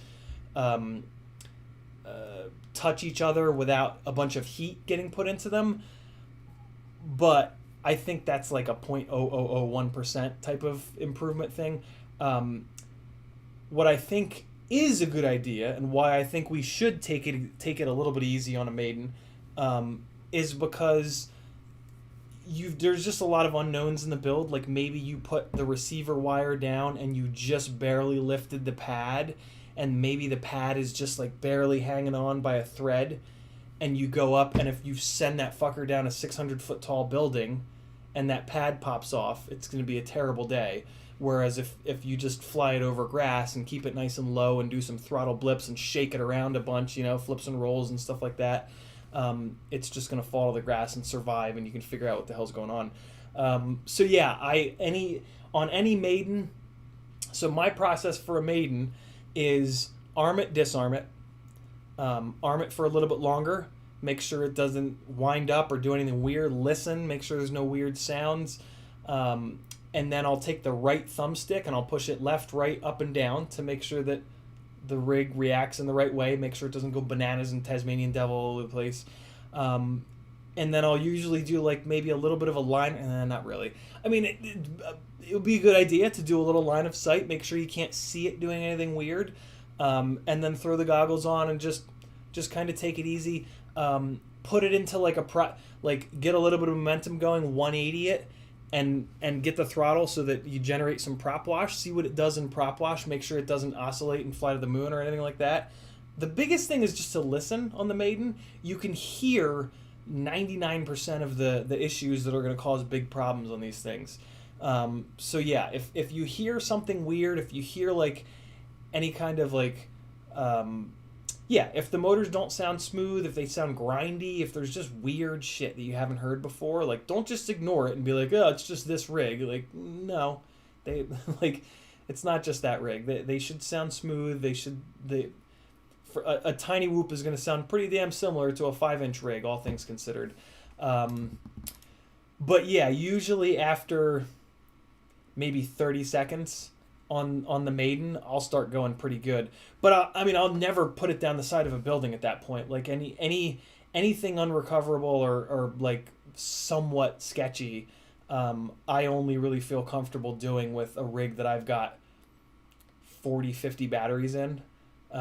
Just because there's a lot that can go wrong. There's a lot going on in these rigs, and there's just also kind of no reason to not just take it easy for a minute and make sure that the fresh build that you just got done with doesn't have a bad gyro right out of the box, right? Like, this shit happens. The quality control on our extremely inexpensive components is pretty shitty.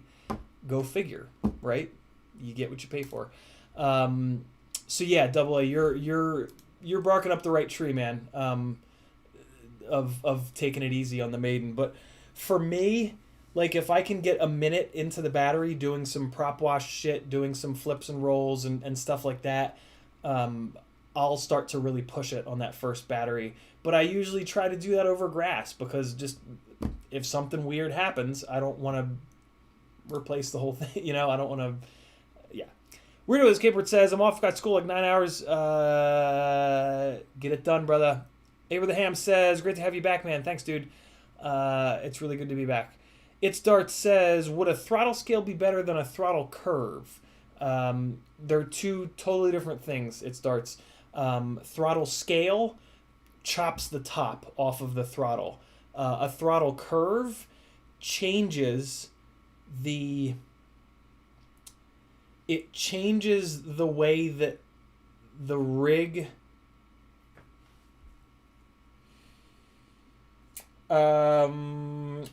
throttle curve is like expo in your rate profile, where it changes what the quad is doing in relation to where the throttle is, whereas a throttle scale just cuts the top off so that when you go full throttle it doesn't give it full power. So yeah, two totally different things. And if you go into the rates screen in Betaflight and you just change those values, they've got that little graph there, you'll see exactly what each one of them does, and it'll make total sense. Abraham says, I almost always run throttle curves, but to each their own. The trick is to get the hover point nailed down while moving forward at your desired speed, not just a flat hover.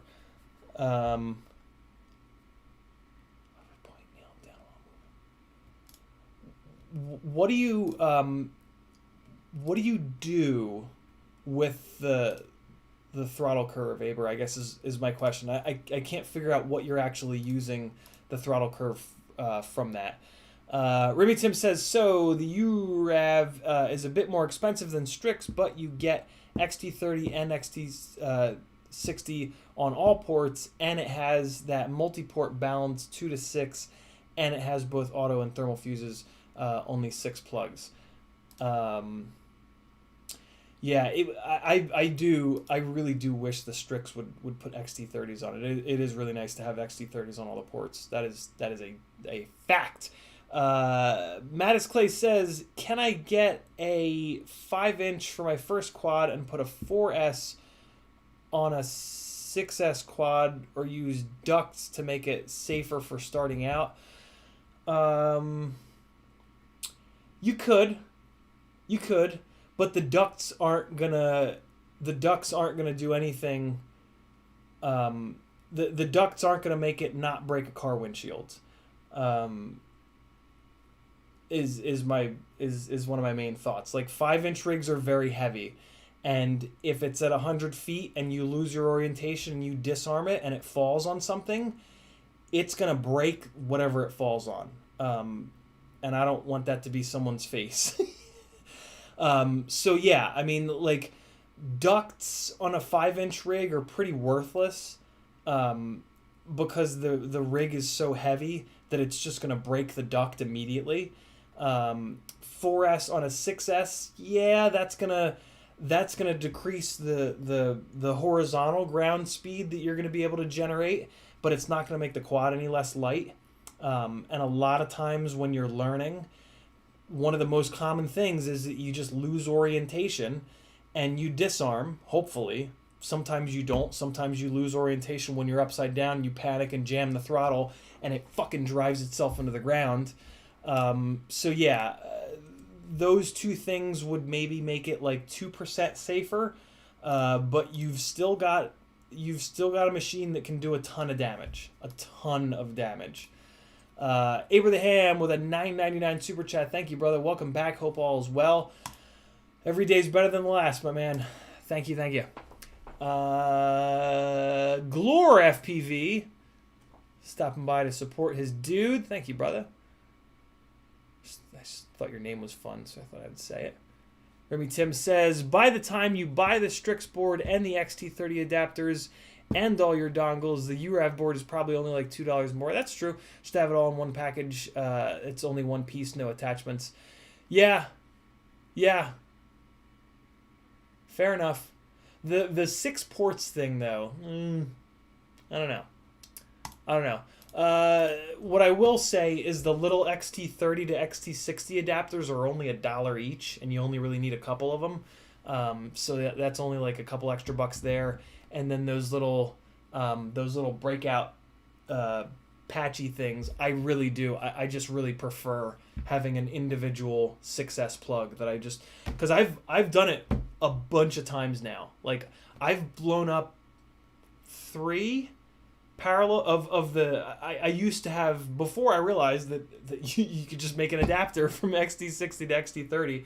Fuck making them, though. Just order them from RDQ because they're 99 cents. I had a bunch of non-fused XT30 boards, and I blew 3 of them up by plugging, like, just trying to plug on the left side of the board and just skipping a pin, because, like, once you have a bunch of batteries plugged in, there's like a bunch of shit, and it's like, and you're not really, I'm typically not really in the mood. I don't know. I find those little, and they've got the rainbow wires, which is cool looking. I don't know. I find that setup to be the safest, which is what really draws me towards it. RC Addict says, what's a good charge board for 1S PH 2.0? I have a charger. I like this little Beta FPV jib jab. It's just, there's nothing fancy about it. It just kind of works. No big deal. Couple dollars, whatever. Cheap, easy, simple. The 1S batteries are so safe that, like, you don't have to go crazy with your parallel board. Just get whatever. I mean, to be honest, I have a couple of the Emax USB ones. It's just like 6 PH 2.0 ports and a USB. I'll plug those into my computer just as much as I'll use this stupid thing, and it's fine. It just works. So yeah, with the 1S batteries, I think my opinion is, like, whatever you got. Just, like, use whatever you got, save the money and spend it on some more Newbie Drone golds for $7 per battery. Drone Pilot says, I've tuned my 7-inch rigs really well, but go up 300 meters and cut the throttle and let it drop on its column of air, and you'll always get prop wash wobbles. Sometimes you can't tune it all out. Yep, there's always going to be situations that even the best tune is going to struggle with. Abraham says, I add throttle expo to rigs that have high power to weight ratios. I ran into issues initially, though, because the quad would hover at one value but hold its altitude moving forward at a different one. Okay. I've never really had that issue. Other than on this, yeah, this hovered at a really high throttle value, so I used the throttle curve to just kind of bring that down. It does stand to reason that if you have a rig that flies very differently than another, doing what Abraham is doing is a really good idea. I don't have that. I build rigs. One of the things that goes into the way that I pick motors and props on a rig is for it to feel right, basically. And yeah, so like my 5-inch rigs with 2306s feel almost identical to this 2.5-inch rig on 1304s. And I tend to choose motors that just feel and produce power in that same sort of way. And I'm technically leaving some performance on the table, right? Like you could make the argument that it's dumb to do that, and it would be more smart to just buy the motor that makes the most amount of power possible and then just scale it down. The problem with that is those motors that make the most amount of power are very coggy and very notchy, and they make tuning impossible, and they make Jello in the HD feed. So what's interesting is that I don't even have to think about that. Like, just picking a motor that has the correct ratio of stator width to stator height and runs smooth and is not notchy and coggy, that motor will perform just like my 5-inch rig on 2306s, because I've chosen 2306s for those same exact reasons, because I want the motor to feel right and perform well in the way that I fly.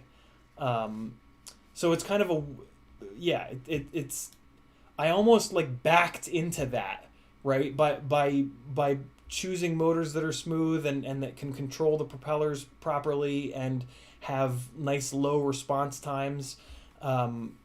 It all sort of just happens, and you end up with rigs that fly very, very, very similar. There was a Get FPV meet here in Atlanta last year, and I let a couple 5-inch pilots fly this rig without the prop guards, without telling them what it was, and they couldn't believe that it wasn't a 5-inch rig. To give you guys some example of what I'm talking about,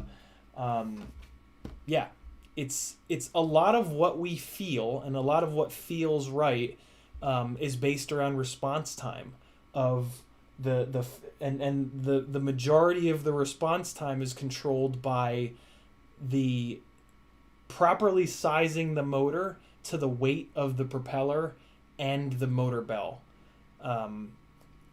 That's the weight of the propeller and that sort of defines response time. But Abraham says, so if fucking YouTube, I'm gonna light you on fire, you son of a bitch. So if using Throttle Expo, use the forward movement percentage as the throttle center, not the hover point. Yep, that is the best way to set Throttle Expo. Metal Dirtskin says, greetings, I am not often free Sunday midday, but got to drop in today. Good to have you, brother. Dauntless says, awesome to see you again. Thanks, man. RC Addict says, thanks, Ciotti, and thanks, AA. You're certainly welcome, RC Addict. Veritas Weasel says, I'm not notchy and coggy, and my rig is big. Not bragging, it is what it is. And we're caught up on chat, so we are going to dive into Velocidrone. How do I do that? I need a controller, and I need to launch Velocidrone, and we are going to plug in here. Wait, no, I need to turn this on first, then plug it in. The name of the room is going to be, I don't know, you'll know it when you see it. It's going to say CiottiFPV in it.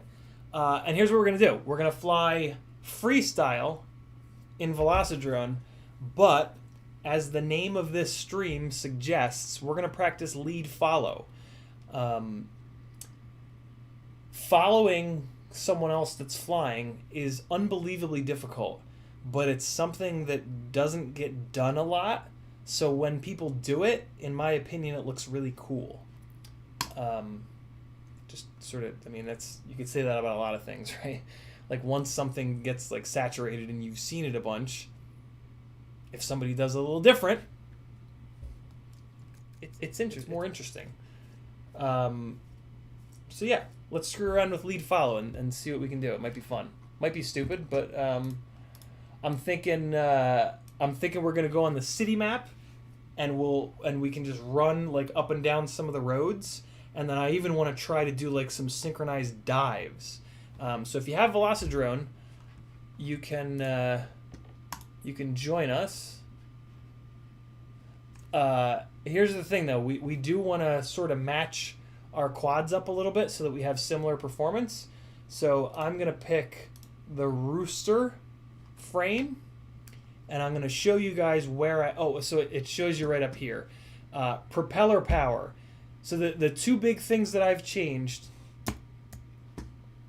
are propeller size 5141 and propeller power 60%. Make sure if you want to get in on this that you change those two things, because yeah, if we're going full throttle and you're at 100% propeller power, you're gonna shoot to the friggin' moon. So it's server region America. Name of the server is CiottiFPV Freestyle. I'm gonna host session. Looks like I'm gonna be the only session, so it'll be easy for you guys to find it. Let's get some jams going in here. I'll give you guys a little bit of time to jump into the room. Plus I want to get a little bit warmed up, so I'm gonna go to. I also want to get. I'm paying $12 a month for Epidemic Sound, so I want to get as much value out of that as I can. So I'm going to turn on Epidemic Sound here to get some jams. We're going to go electro genre, and I'm just going to click play here. No. I'm going to say shenanigans to that one. Cool. So let's go city pylons. Nah, let's do SFPV downtown. No. We're going to go pylons. We're going to keep it nice and simple first. Select scenery. And let me drag the chat over here so I can see it. Alright. Just move a couple things around real quick here. There we go. Ooh. Yo, hold on. I gotta download this. This is good. Download.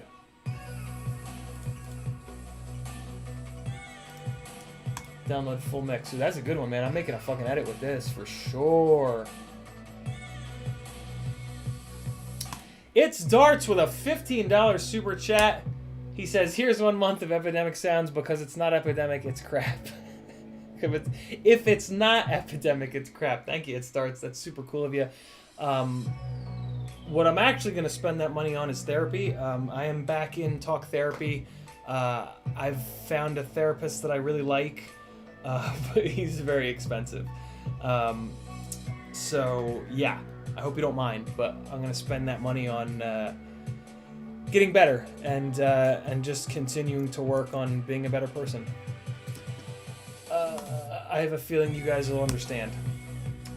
And if you don't understand that and you haven't been to talk therapy before, try it out. You're going to like it. Talk therapy is one of the things that I've done in my life that has improved me as a human being more than anything else I've ever done. It's taught me more about myself as a human, and just, yeah, talk therapy is a really good thing. If you're over the age of 20 and you haven't been to talk therapy before, get in there. especially if you have health insurance. If you have health insurance, it's typically not all that expensive. All right, let me do a little bit of. Let me just get warmed up a little bit here. Fly a little. Here we go. Give you guys a little volume. Oh wait, no, I can do this. Hold on. I can give you guys the full McGillicuddy. What's happening? Come on. Here we go. All right, hang on. Get warmed up. Let's get warmed up.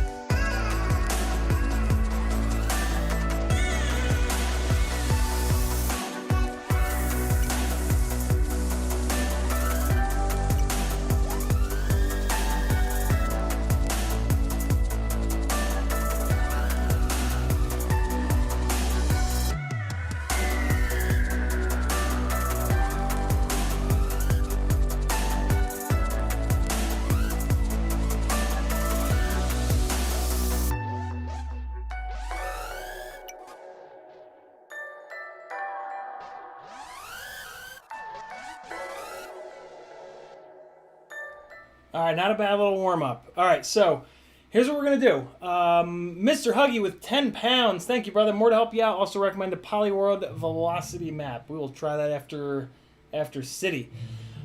So, hey, anybody that's in here, here's what we're going to do. We're just going to run up and down this road. So we got the same starting point. We're going to come down here to the end of this road. This way, when we crash, we can return... You know what I mean? We can, like, kind of join back up. So we're going to come down here, and we're going to link up, and then we're just going to roll down this road together. And we'll try to follow each other as close as we possibly can.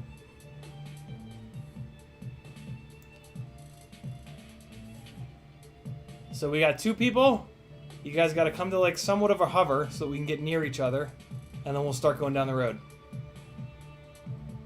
So I'll just lead the way. I'm just going to lead the way, and then you guys can... You'll probably end up passing me. And the key to lead follows is just to be hideously smooth. And as soon as somebody passes me, I'm gonna try to get on top of them. But one of the big keys to lead follow, especially if you're leading, is to barely touch the sticks. And then when we get to the end here, we'll link back up. Oh, wow, that's cool. That's really cool looking. And now we'll go the other direction. So here we go. I'm going to try to get close to yellowish white. Oh, that's cool. Blue came past. Here we go. Wow, the trails make it a lot easier. There we go. Yeah, so it's really hard to control your speed. This is a really good test of throttle control. So let's do that. At the end of the street each time, we'll just do a big split S. Big throttle blast and then split S. There goes green. See if I can catch green. And when you guys pass, the point is not to get back behind. The point is just to wait. Oh, there comes white. Very cool. Nice. That's cool looking when you guys do the split S. And it's way harder than you'd think to do this. This is probably not super fun for you guys to watch, but this is going to be really fun for us to fly.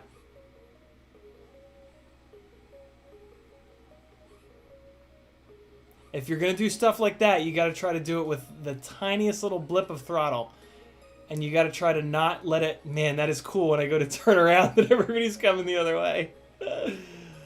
So the other thing I can do is look back at you guys. But then it makes it hard for you guys to follow me. But then I can catch white. See how close I can get to white. Oh, man. That's really cool. Look at the split S's are really cool looking. 3 or 4 people doing split S's is really neat. This is cool. People that aren't flying, that are just watching, is this... I don't know. I think it's cool. It has neat. Purple or green did a big punch out. I was trying to follow white on that split S. Alright, hold on. Oh, this is cool. This is really cool. Alright. So I'm gonna wait for them to come by. Oh yeah, that's neat. And then when we oh man. Okay, so you guys keep doing this. I'm gonna play the role of cameraman. This is real. I don't know. This is really cool to me. Look at that.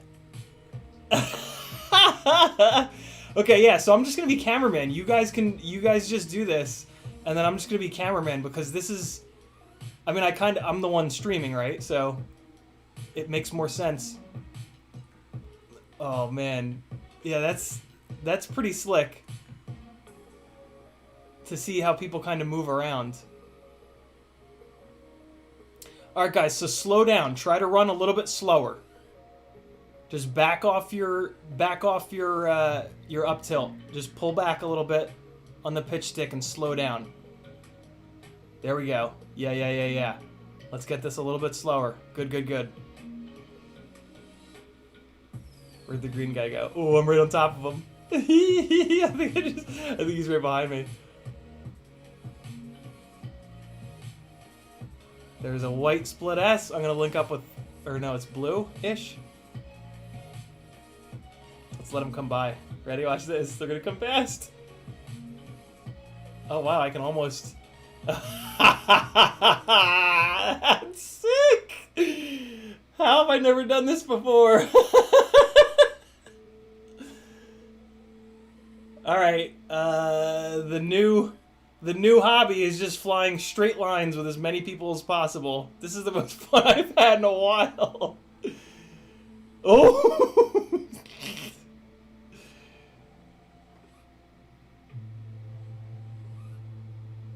I'm assuming that looks pretty cool. Oh! We got... Oh, hit the ground. Aver's got an update. Yeah, you guys got to get your updates done ahead of time. It's annoying. They take forever. Richard says it reminds me of Tron light cycles. Yeah, so true. All right, I'm going to link back up with you guys. Oh, man, is that cool when they go by and you can, like, actually see the circles of the props. Oh, hey, guys, 9 o'clock tonight. GemFan is having me on their Facebook live stream to announce their V2 LED propellers, which looks pretty similar. Man, is that cool when you guys come by! Damn. Ah, blue hit the ground. Link up with green here.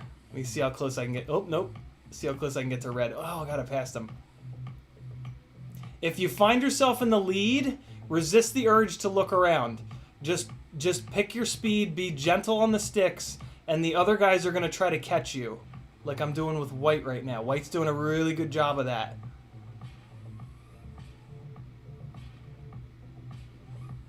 I'm going to get back on White because he's stuck in the lead and he's doing what I'm saying. Try to slow it. Oh, very cool. Blue goes by. I think I might have just mid-aired White. Dropping our speed down is going to help us stay close together, I think. I mean, I feel like that makes a lot of sense.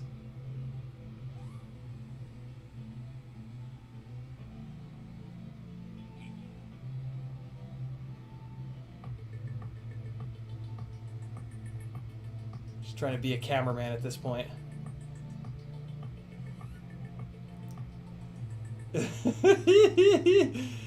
Yeah, so this is one thing that, you know, we don't do a lot in the hobby.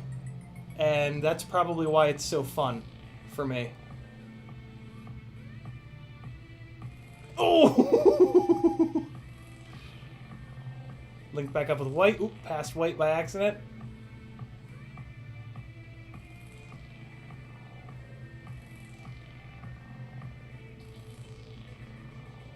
There goes Red. Alright, so let's try to do... I'm curious if we can do a building dive. Come on over here, guys.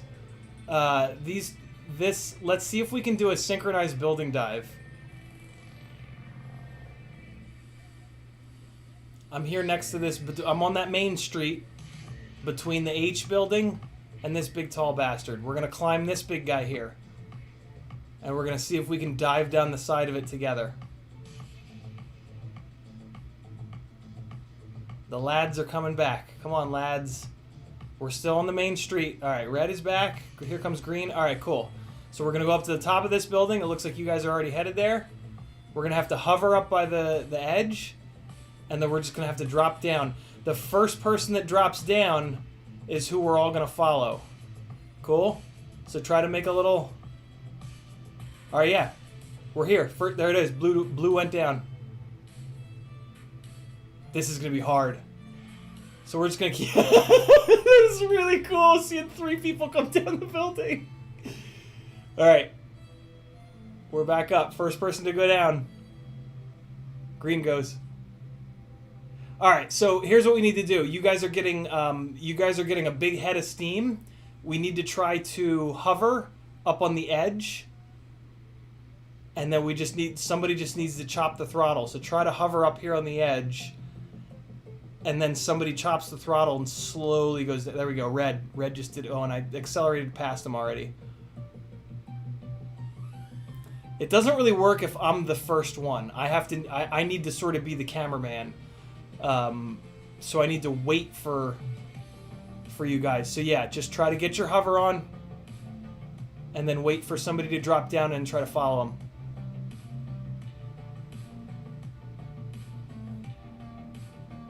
There we go. Blue and green. Oh, Red comes in. That's cool. Man, that's hard. That's really hard to synchronize that up. Let's do this. How about... Okay. How about we crash? How about we run the street?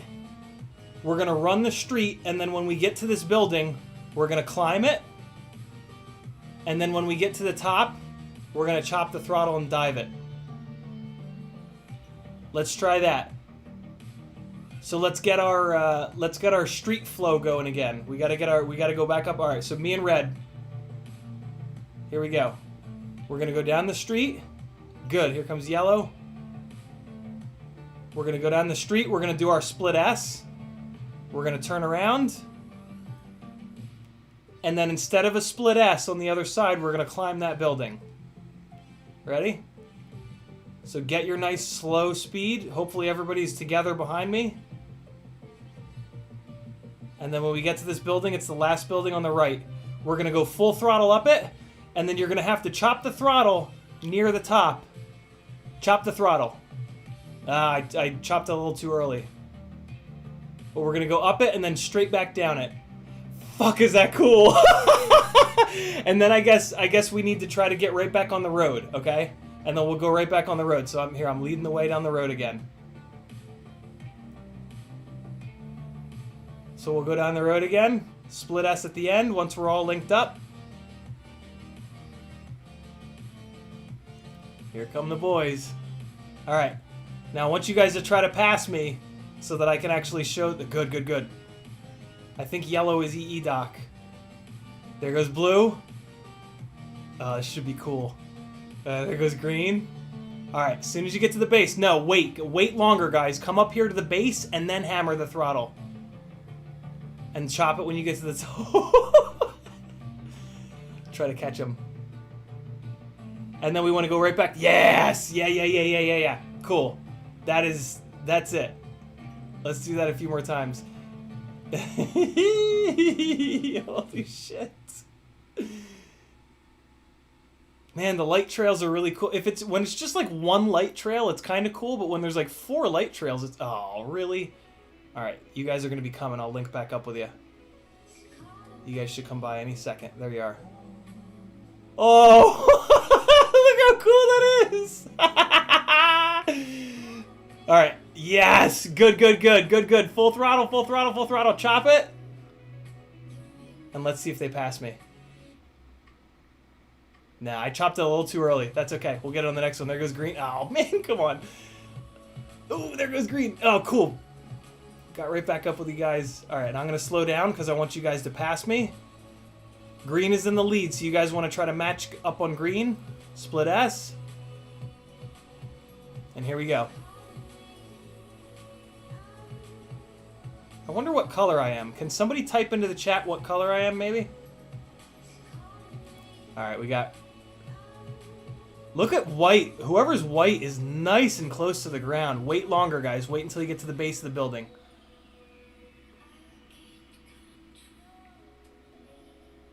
Oh, man. That is cool. Watching you guys move around a little bit on the way down. That's really slick. There goes yellow blasting by and green. Look at this. This is super cool. Or maybe I'm just easily amused. I don't know. Alright, split S. This is the one. I can feel it. Oh my god. When you guys blast past me, it's so cool looking. See how close I can get to green here. Resist the urge to fly around. Just try to keep your line straight. That's the only way we can get close to each other. Wait till you're at the base. Yes. Nice. Nice, guys. Nice.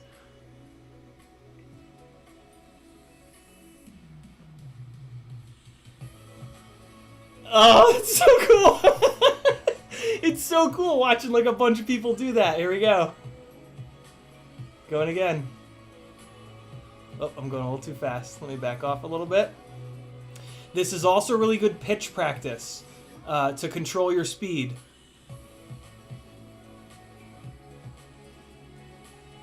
There goes green. 2 greens. There comes a red. There's a yellow.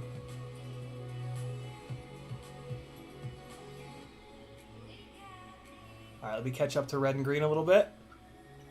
And let's get this dive this time. This is it. I keep chopping the throttle too early.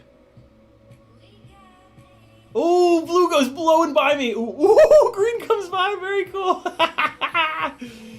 When you come down the end of the building, it really generates a bunch of ground speed. It's, oh man.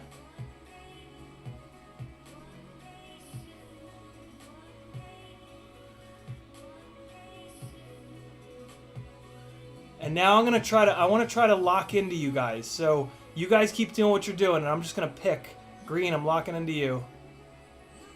I want to see how close together we can do this shit.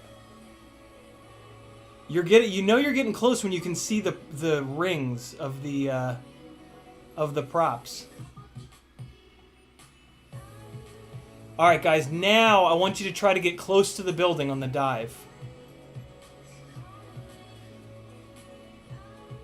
And so, yeah, once we bottom out on the bottom of the building, you got to manage your speed. We got to try to not run down this at 1,000,000 miles an hour. So just gradually back your pitch off. Everything is nice and slow when we're doing this. This is good, like, long-range cinematic flying practice, too.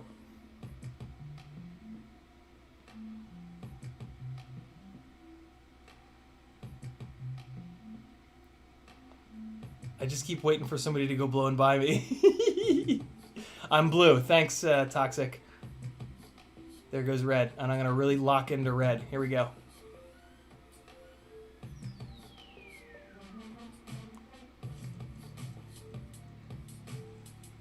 Oh my god, is that difficult? That is incredibly difficult. I think maybe we should like just pick somebody and try to lock into. I don't think us doing it like as a group of 5 is really gonna work, but like I just did with red, like just try to lock into somebody and get nice and close to them. Not necessarily the same person, but like whoever's kind of near you, maybe just try to lock in on that person. And if you're in the lead, like whoever's red, you're doing perfect. Like just keep your momentum, keep it nice and smooth. And if you're not gonna always be in the lead. Oh god, I did a terrible job there. When I hit the fucking roof. I'm gonna try to lock in on blue here. 2 blues in together. Here we go. Oh wow, blue just ran away. Try to control your speed down the street, guys. Try to go a little bit slower down the street. It's easier to get closer.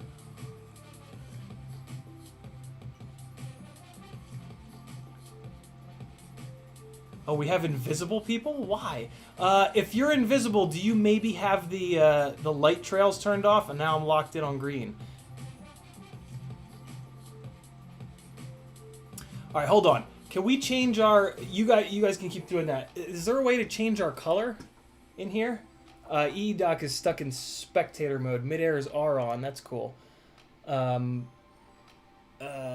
see. Is there a way to change your color? Wrench is for your color. Awesome. All right, so let's all pick. I think there's a bunch of colors, right? Yeah, there's a shitload of colors. So I'm, of course, going to go purple. Okay, so whoever's in here flying... Doesn't look like there's... Oh, magenta. Okay, so I'm going to be magenta. Let's call our colors out. So I'm going to claim magenta. So everybody pick a color, type it into the chat, and let's get... Yeah, perfect. You guys know what's going on. So let's try to get... Okay, so we got 2 people on pink. So fresh, so you stay on pink.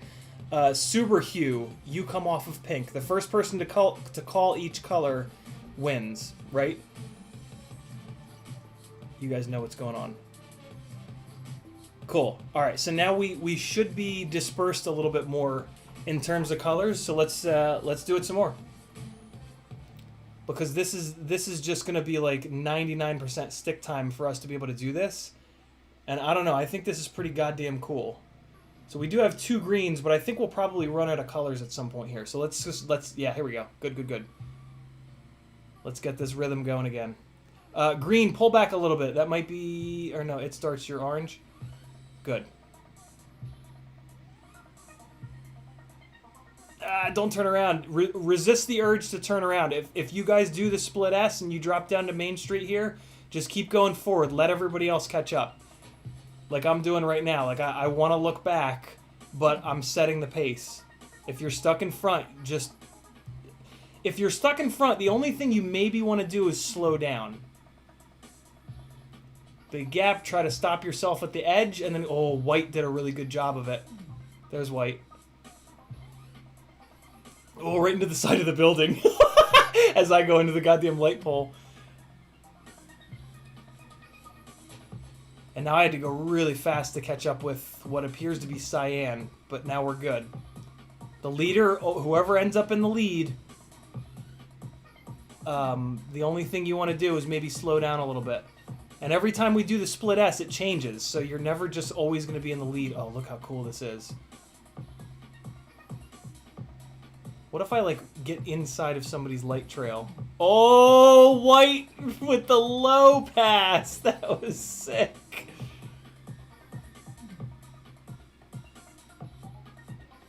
And try to chop the throttle so that you just crest the top edge. Oh, shit. That's so cool. Oh, god damn it. Alright, I gotta catch up. Oh, wow, no, you guys are right here. Cool. This really works for that starting point.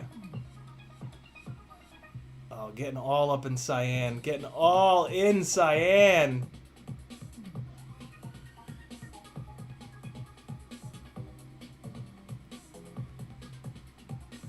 So you guys should be trying to just barely pass magenta. I never want to be in the lead, but, you know, for the stream, the more of you guys that are in front of magenta, the better. But don't just, like, hammer the throttle to pass. That's one of the really difficult things about lead follows, is you can't just hammer the throttle to get by. You gotta pass, like, slowly. And I'm gonna crash a lot because I'm trying to be the cameraman.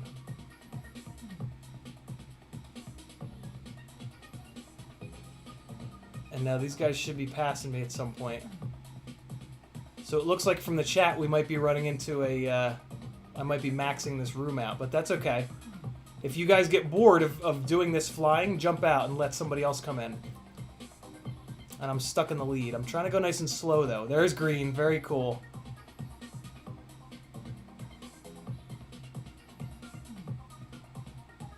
Ooh!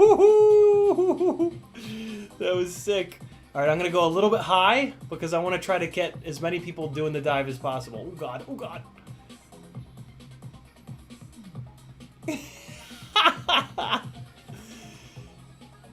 It's also really cool to see how difficult it is to fly with other people, right? Like, we all think that, oh man, look how many people there are. It's just, yeah, it really drives home man, the split S looks really neat too. It drives home, like, you think it would be so easy, right, to fly close to people like this, but it's really difficult. And it really, like, it should teach you a lot about what's happening in the air, you know? Like, we always think that we're so locked in, but we really aren't. Like, and it also kind of goes to show you how much is left, like how much better you can get at the subtleties. Look at that. Guys, this is cool. You guys are doing fucking great, man. Try to get into Cyan's trail here. So yeah, man, next time you guys are flying with other people, do this for real. It's 10 times cooler in real life. It's also harder. But it's really fun to do. And yeah, I want to start doing this more. For real, because it's just really cool to see the quads from third person. Now I'm gonna start trying. I want to try to really lock in with somebody and get down the side of the building. Like, ooh, red was right on top of me there. Nice slow movements. It starts us out of here, so it looks like somebody's gonna be able to jump in. Ooh, nice. Chat, is this fun to watch, or is the novelty wearing off? Because I could do this all day. All right, I gotta catch these guys. Try to slow down a little bit with your ground speed, guys, just so we can get a little bit closer. We're starting to get spread out a little bit. It's really, yeah, we're getting really spread out. So catch up, everybody catch up to the leader here. Everybody go full blast to catch up to the white and yellow. And then white and yellow, just try to bring that ground speed down a little bit. Perfect. Perfect, white. Now we're nice and tight on each other. Cool. Big split S, and now nice and slow down this main street. Green's in the lead. Green, slow down a little bit, and let's all link up. And now I'm magenta, so you guys want to try to get by me so you can be on the stream. There, perfect, green, perfect. Nice. Base of the building, then full throttle. And now I'm going to lock into somebody. I'm probably going to lock into blue here, maybe? Nope. I was too far. Look how cool that is. That's 5 people around the world all playing this game. Oh, for Christ's sakes. Alright, now I gotta really catch up. Ah, oh, nice. Yeah, if we're going slower down the main street, it also makes it a lot easier to catch up. Ah, somebody just jumped in. Taz309. Taz309, click the wrench and try to pick a color that you don't see. So blue and red are in the lead. Yeah, you guys are picking a good pace. Good, good, good. Blue, I saw you slow down. Fucking awesome. And green comes underneath. Up the side. And let's try to get a good dive going. Oh! Oh shit, light poles. Red and green, you guys are in the lead. You set the pace. Oh, yellow. Oh, cyan coming through. Look at this. Oh. I'm going to try to get under red.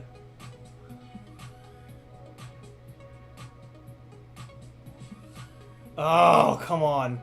Watch this. This is going to be cool, though. Here they come. Here they come.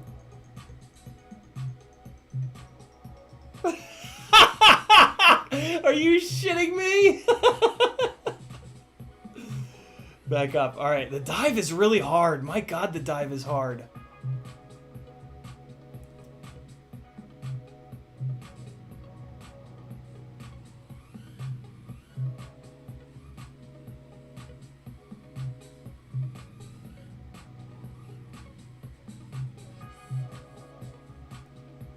Alright, I'm going to be more of a cameraman. I'm going to let you guys do your thing, and I'm just going to be a cameraman. Metal Dirtskin says, how do you know if you're invisible? I don't know, Metal. I've never noticed anybody being invisible in this. Oh, it's cool when I get a little bit of elevation to look down on you guys, too. That's pretty neat. So yeah, guys, don't follow Magenta. Magenta is now the cameraman. You guys just do your thing. You guys gotta follow each other. You're doing a really good job.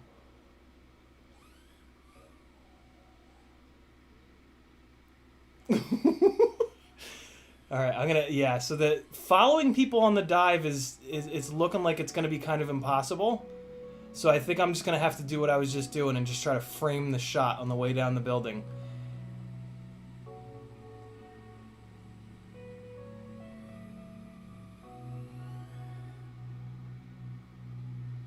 Man, the split S looks really neat with everybody doing it. And I'm just going to play around in these light trails.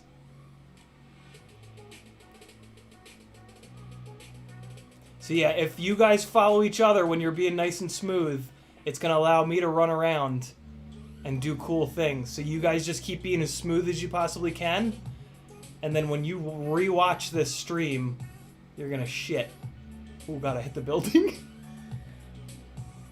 Yeah, I guess for pilots, you just have to you're just gonna have to watch. Oh my god, you guys are gonna love this. I mean, I'm guessing that you guys have gotten to see some of this, but as I get a little bit better at being the cameraman here, it's just gonna get cooler and cooler. Whoever's in the lead, remember, try to bring your speed down ever so slightly so that people can get nice and tight on you. And if you're following, just try to gradually speed up a little bit.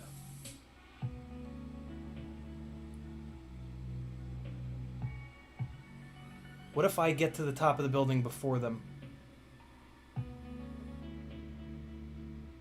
Oh my god, that's cool. Oh my god. Okay, so that's it. So that's it. I need to, that, because when you guys jump off the throttle, oh man, is that cool.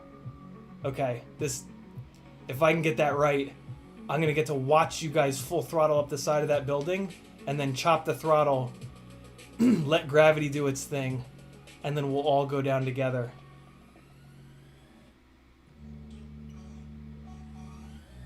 Metal Dirtskin is out. Somebody else can jump in. Bombing fucking 6 different quads ripping down Main Street. Okay, I'm going to get to this building. Ah, shit. This is a little early. I'm gonna dive this from the goddamn moon. Here we go.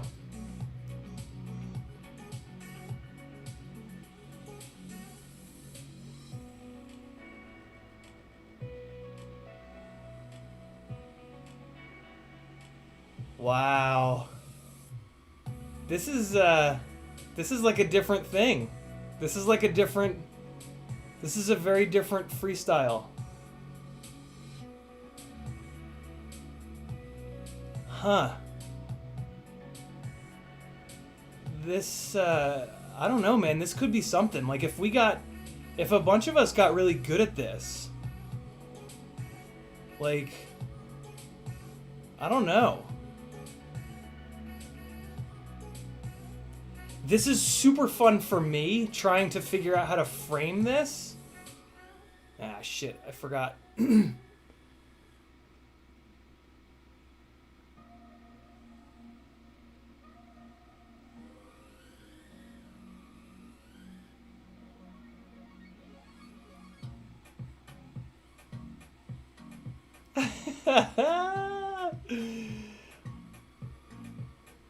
What a time to be alive.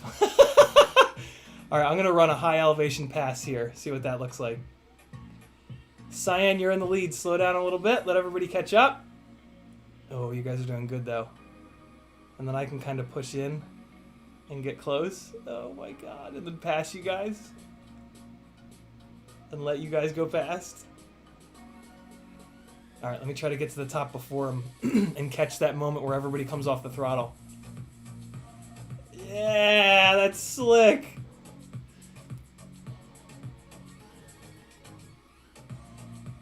Ooh, me and blue.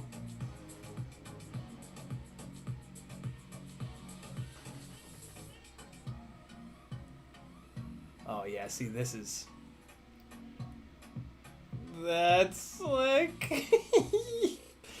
It's cool that I can move around. I'm kind of just good enough that I can flat spin around to kind of capture you guys. Oh wow, can I pace you guys like? Oh, cool.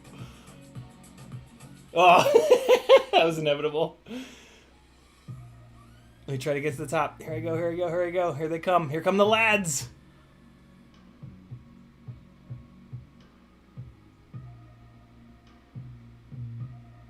Not quite close enough.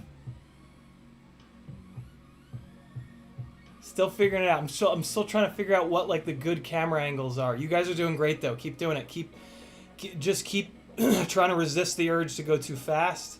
And when there's nobody in front of you, just be the leader. Just take one for the team and be the leader like Blue is being right now. Oh my god, the split S looks even cooler from the side like that. What?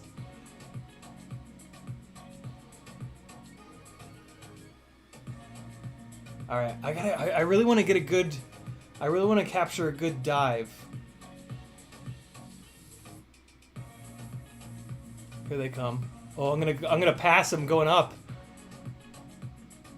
Not as cool as I thought. Oh, come on, really? Here they come down though. Look at them coming down the side of the building.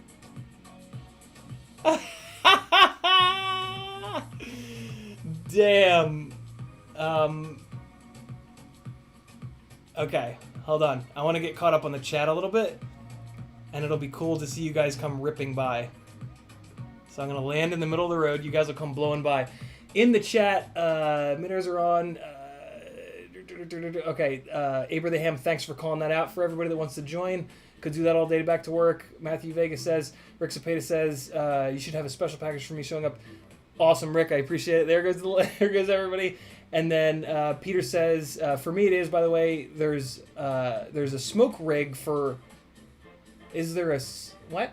Is there a smoke rig? I don't know what that means, Peter. Oh! A fake race. Oh, yeah. Hold on. Wait, I want to... Actually, this will be cool for everybody to blow by. There they go. Nice. Yeah, hold on. Let me check the settings. Is there a way for me to, like... Can I open this up for more people? Where's the leaderboard? Show music. Show hide chat. Show hide players.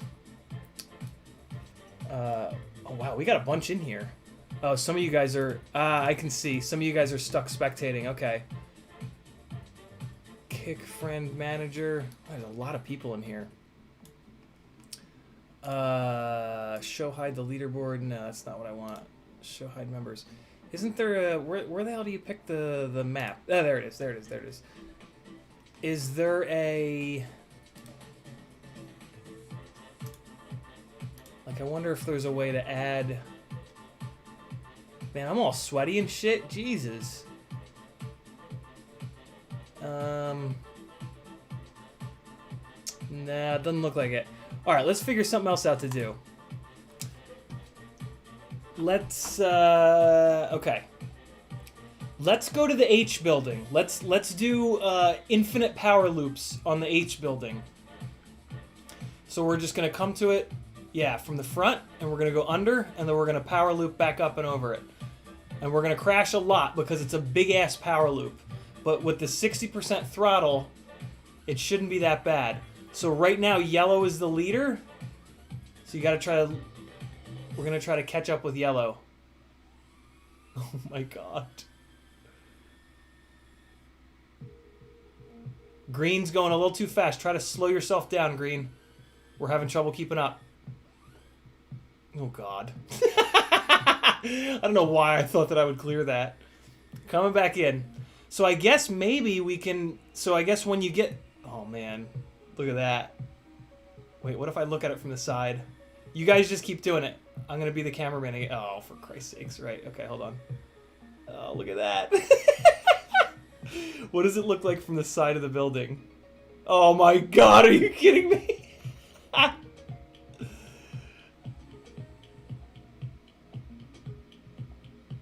That's... Where'd everybody go? There they are. Oh man, that is cool. Wait, no. Let me look from this side. Oh, there they come! Oh, it's cool looking from this side. Alright, here we go.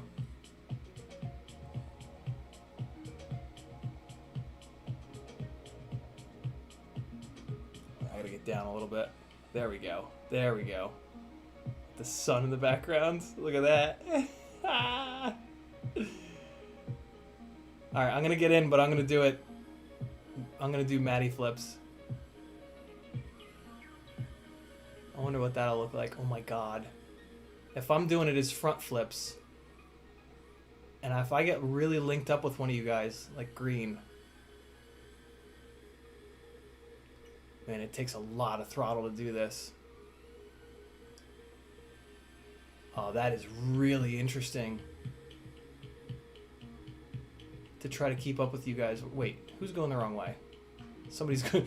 I think somebody started doing Matties, and in doing so, they went the wrong way. Try to keep going the same way. Wait, am I going the wrong way? Who's going the wrong way? Magenta is going the correct way, guys. Try to match magenta. There we go. Red and blue, you're now going the correct way.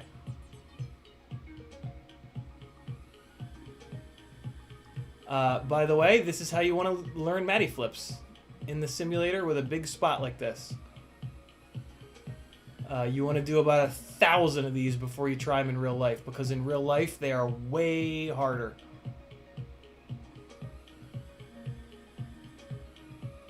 It's cool how it's interesting where I can pick you guys up in trying to frame this shot.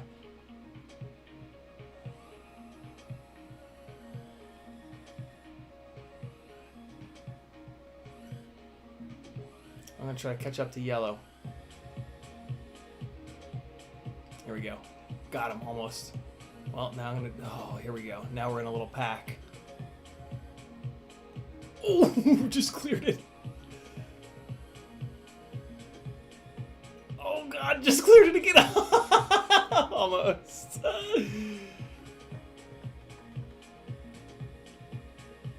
Oh, man. This is way more fun than I thought. Yeah, guys, start thinking about what would be easy enough to do this with. Like it's got to be somewhat easy so that like all skill levels can do it, but also because following is very hard. It's very hard to follow. So if there's any other like easy-ish stuff, tried to keep it. Toxic says, do a King of the Hill type race should allow more people to come in. King of the Hill type race. How do I do that? Where the hell do I do that? Where's the change scenery? There we go.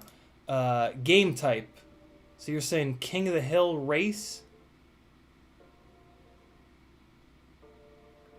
Custom class, handicap, and there's all the combat.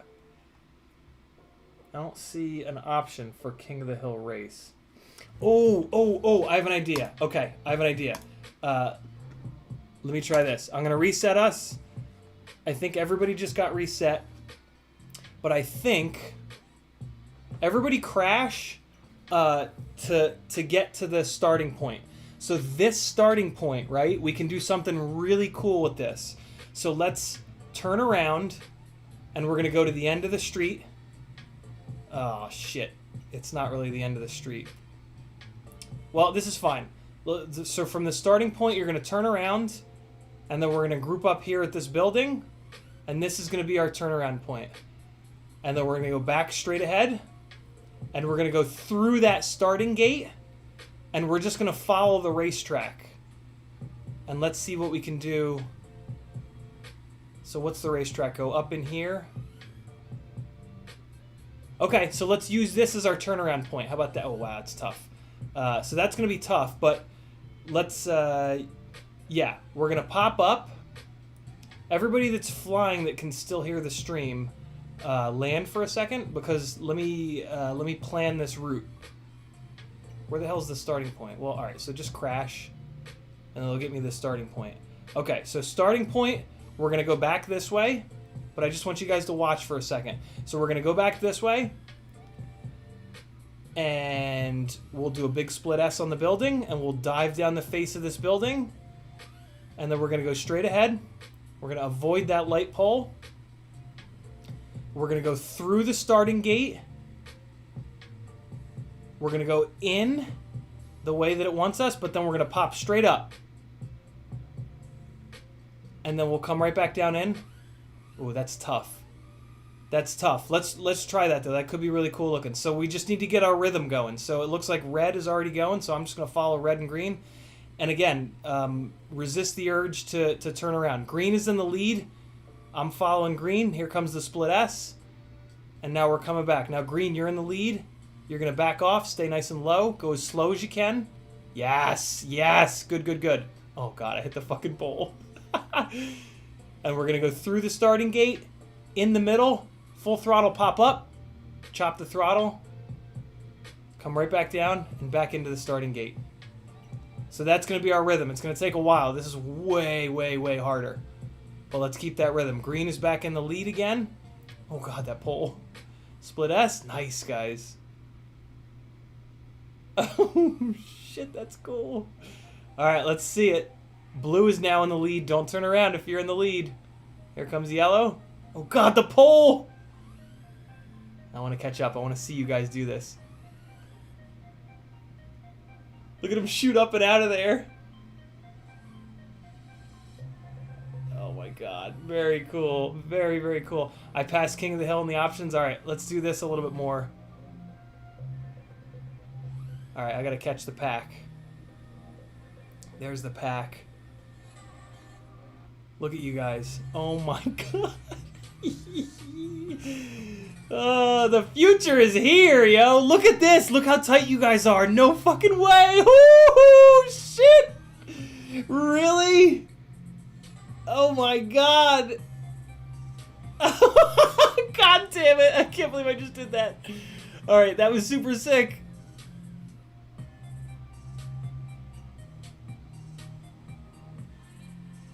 Aber, I think you got to go into the settings in the main menu to turn the trails on.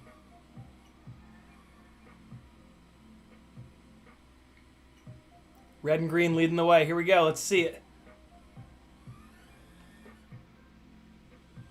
There they come out. Red bailed. Oh, green. Okay. I see what's going on. I see what's going on. So you guys are shooting out of the top of this thing, and then you're not going straight up. So I do this move a lot where I go straight, where I throttle straight up and then try to fall straight down. You guys probably don't do that move nearly as much as me. So what can we do instead? What's a little bit easier? Okay, so how about this? Let's not go in. Let's not go into this chute. Let's just use the front of it.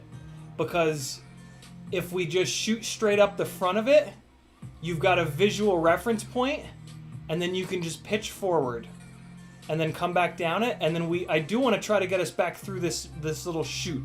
So that's going to be moved through the chute, straight up the quad club thing, control yourself, try to dive back down it, and then blast the throttle to get back into the chute.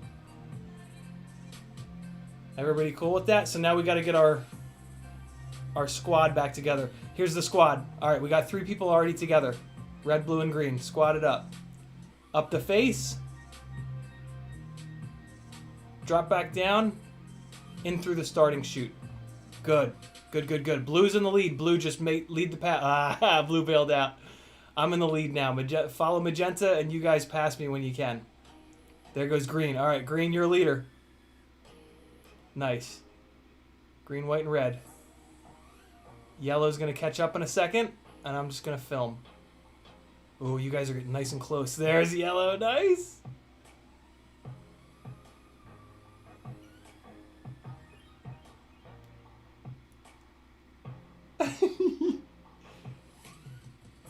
Ah, I thought I could get backwards through the damn tunnel.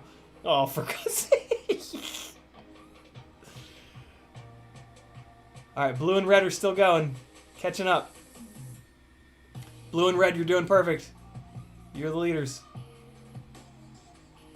Ooh, blue lagged. I was going to try to get linked up with blue, but there was a chunk of lag there. Oh, come on with the pole. I'm looking at you guys. Not. Oh, now I'm on a different street. This is hard. Holy cow, this is hard.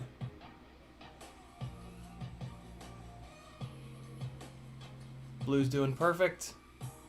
White is up high. Blue, I'm right on top of you.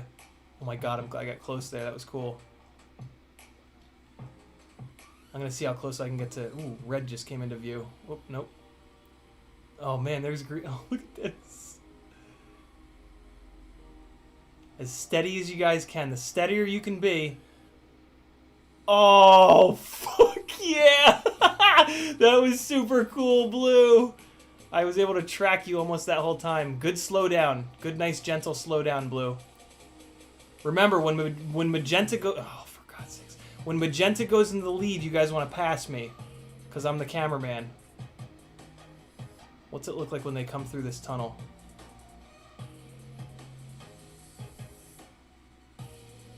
Here they come. There goes green back the other way. There goes blue. Yeah, wow, this is a lot harder. Holy cow! Just introduce. You know what? We're this is a shorter run that we're doing. So we have less time to catch up with each other and match speeds. Oh my god, that pole is just the bane of my existence. I can't see it against the black ground.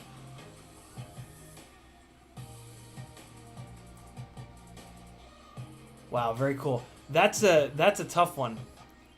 That's a really tough one. Damn. Okay.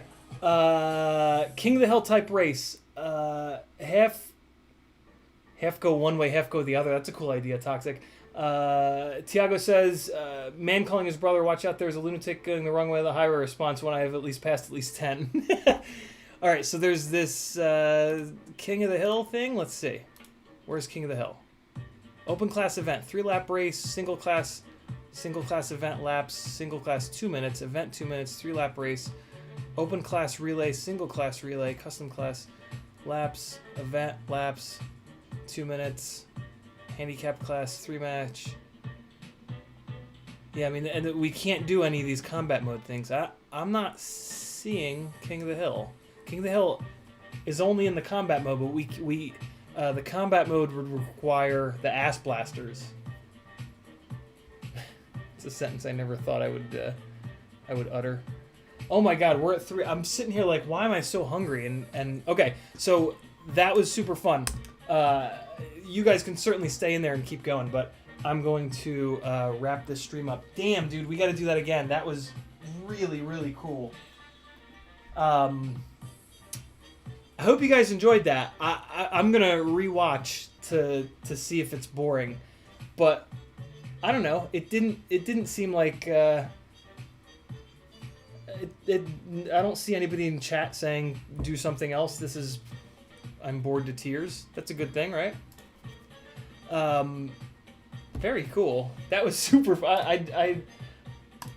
That was like a random thought that I had last night that I thought was going to be kind of a flop. But that was really, really fun for me. And it looks like you guys had a good time too. Michael Scott Rue was blue. Espander dug it.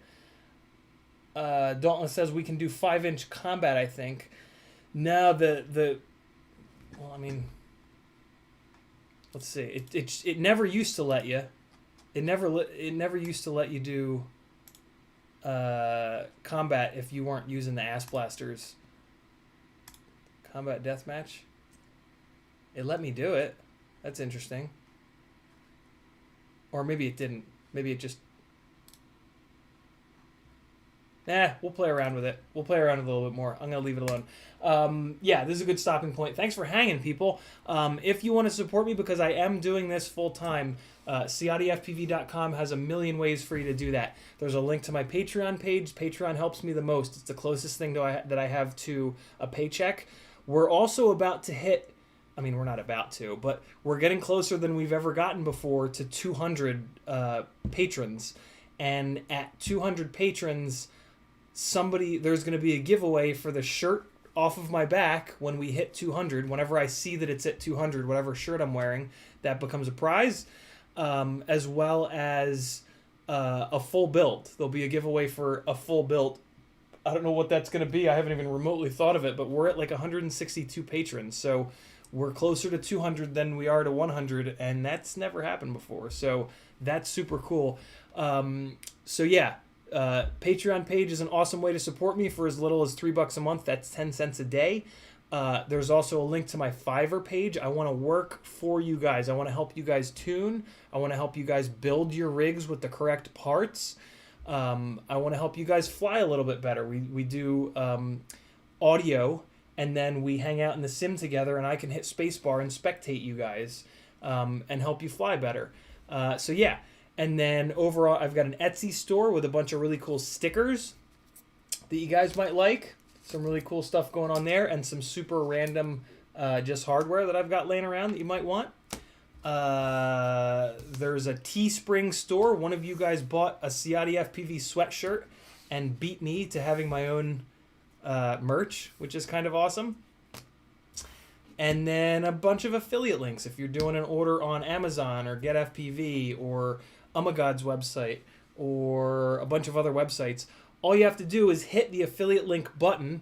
There's actually nothing stopping you from going to CiottiFPV.com right now and just hitting all of the affiliate link buttons, because what that'll do is when you hit each affiliate link button, it drops CiottiFPV or whatever my internal code is into your shopping cart, and the next time you do an order, I'll automatically be your affiliate. So yeah, you can do that. It doesn't cost you anything. So thanks to every single one of you guys that have done any of those things so far. You are the reason that I've been able to do this, and we've built a pretty cool little community out of it, if I do say so myself. So let's just keep going, man. Thanks for hanging. My name's Aaron Ciotti. Everybody calls me Ciotti. Here's some more actual flying from a random day in a random time in a random place. Come on, computer. Come on, computer. Oh, Tiago says post the link for the event on Facebook. I haven't even looked, but I think it's just going to be on Gem. Can you? I don't know if you can schedule. I don't know if you can schedule live streams on Facebook in the same way that you can on YouTube. But yeah, it's going to be on GemFans Facebook channel at 9 o'clock Eastern tonight. They're going to announce the V2 already of their LED prop. They are improving it like immediately, which is super awesome. So yeah, 9 o'clock Eastern on GemFans Facebook channel, there will be a live stream that I am on. And that's pretty much all I know. It should be awesome. I'll see you guys there. Thanks for hanging out. Here's some unknown... Oh, there's my Miata. Oh. This is a while ago. This is one of the short periods where the damn thing was running. Look at it. There it is. Dented fender and all. All right, guys. Thanks for hanging. Here's some rando flying. I'll see you guys tomorrow night at 10 o'clock as well. Tonight at 9 Eastern. Tomorrow night at 10 o'clock Eastern. Tuesday night, patron-only stream. Be good.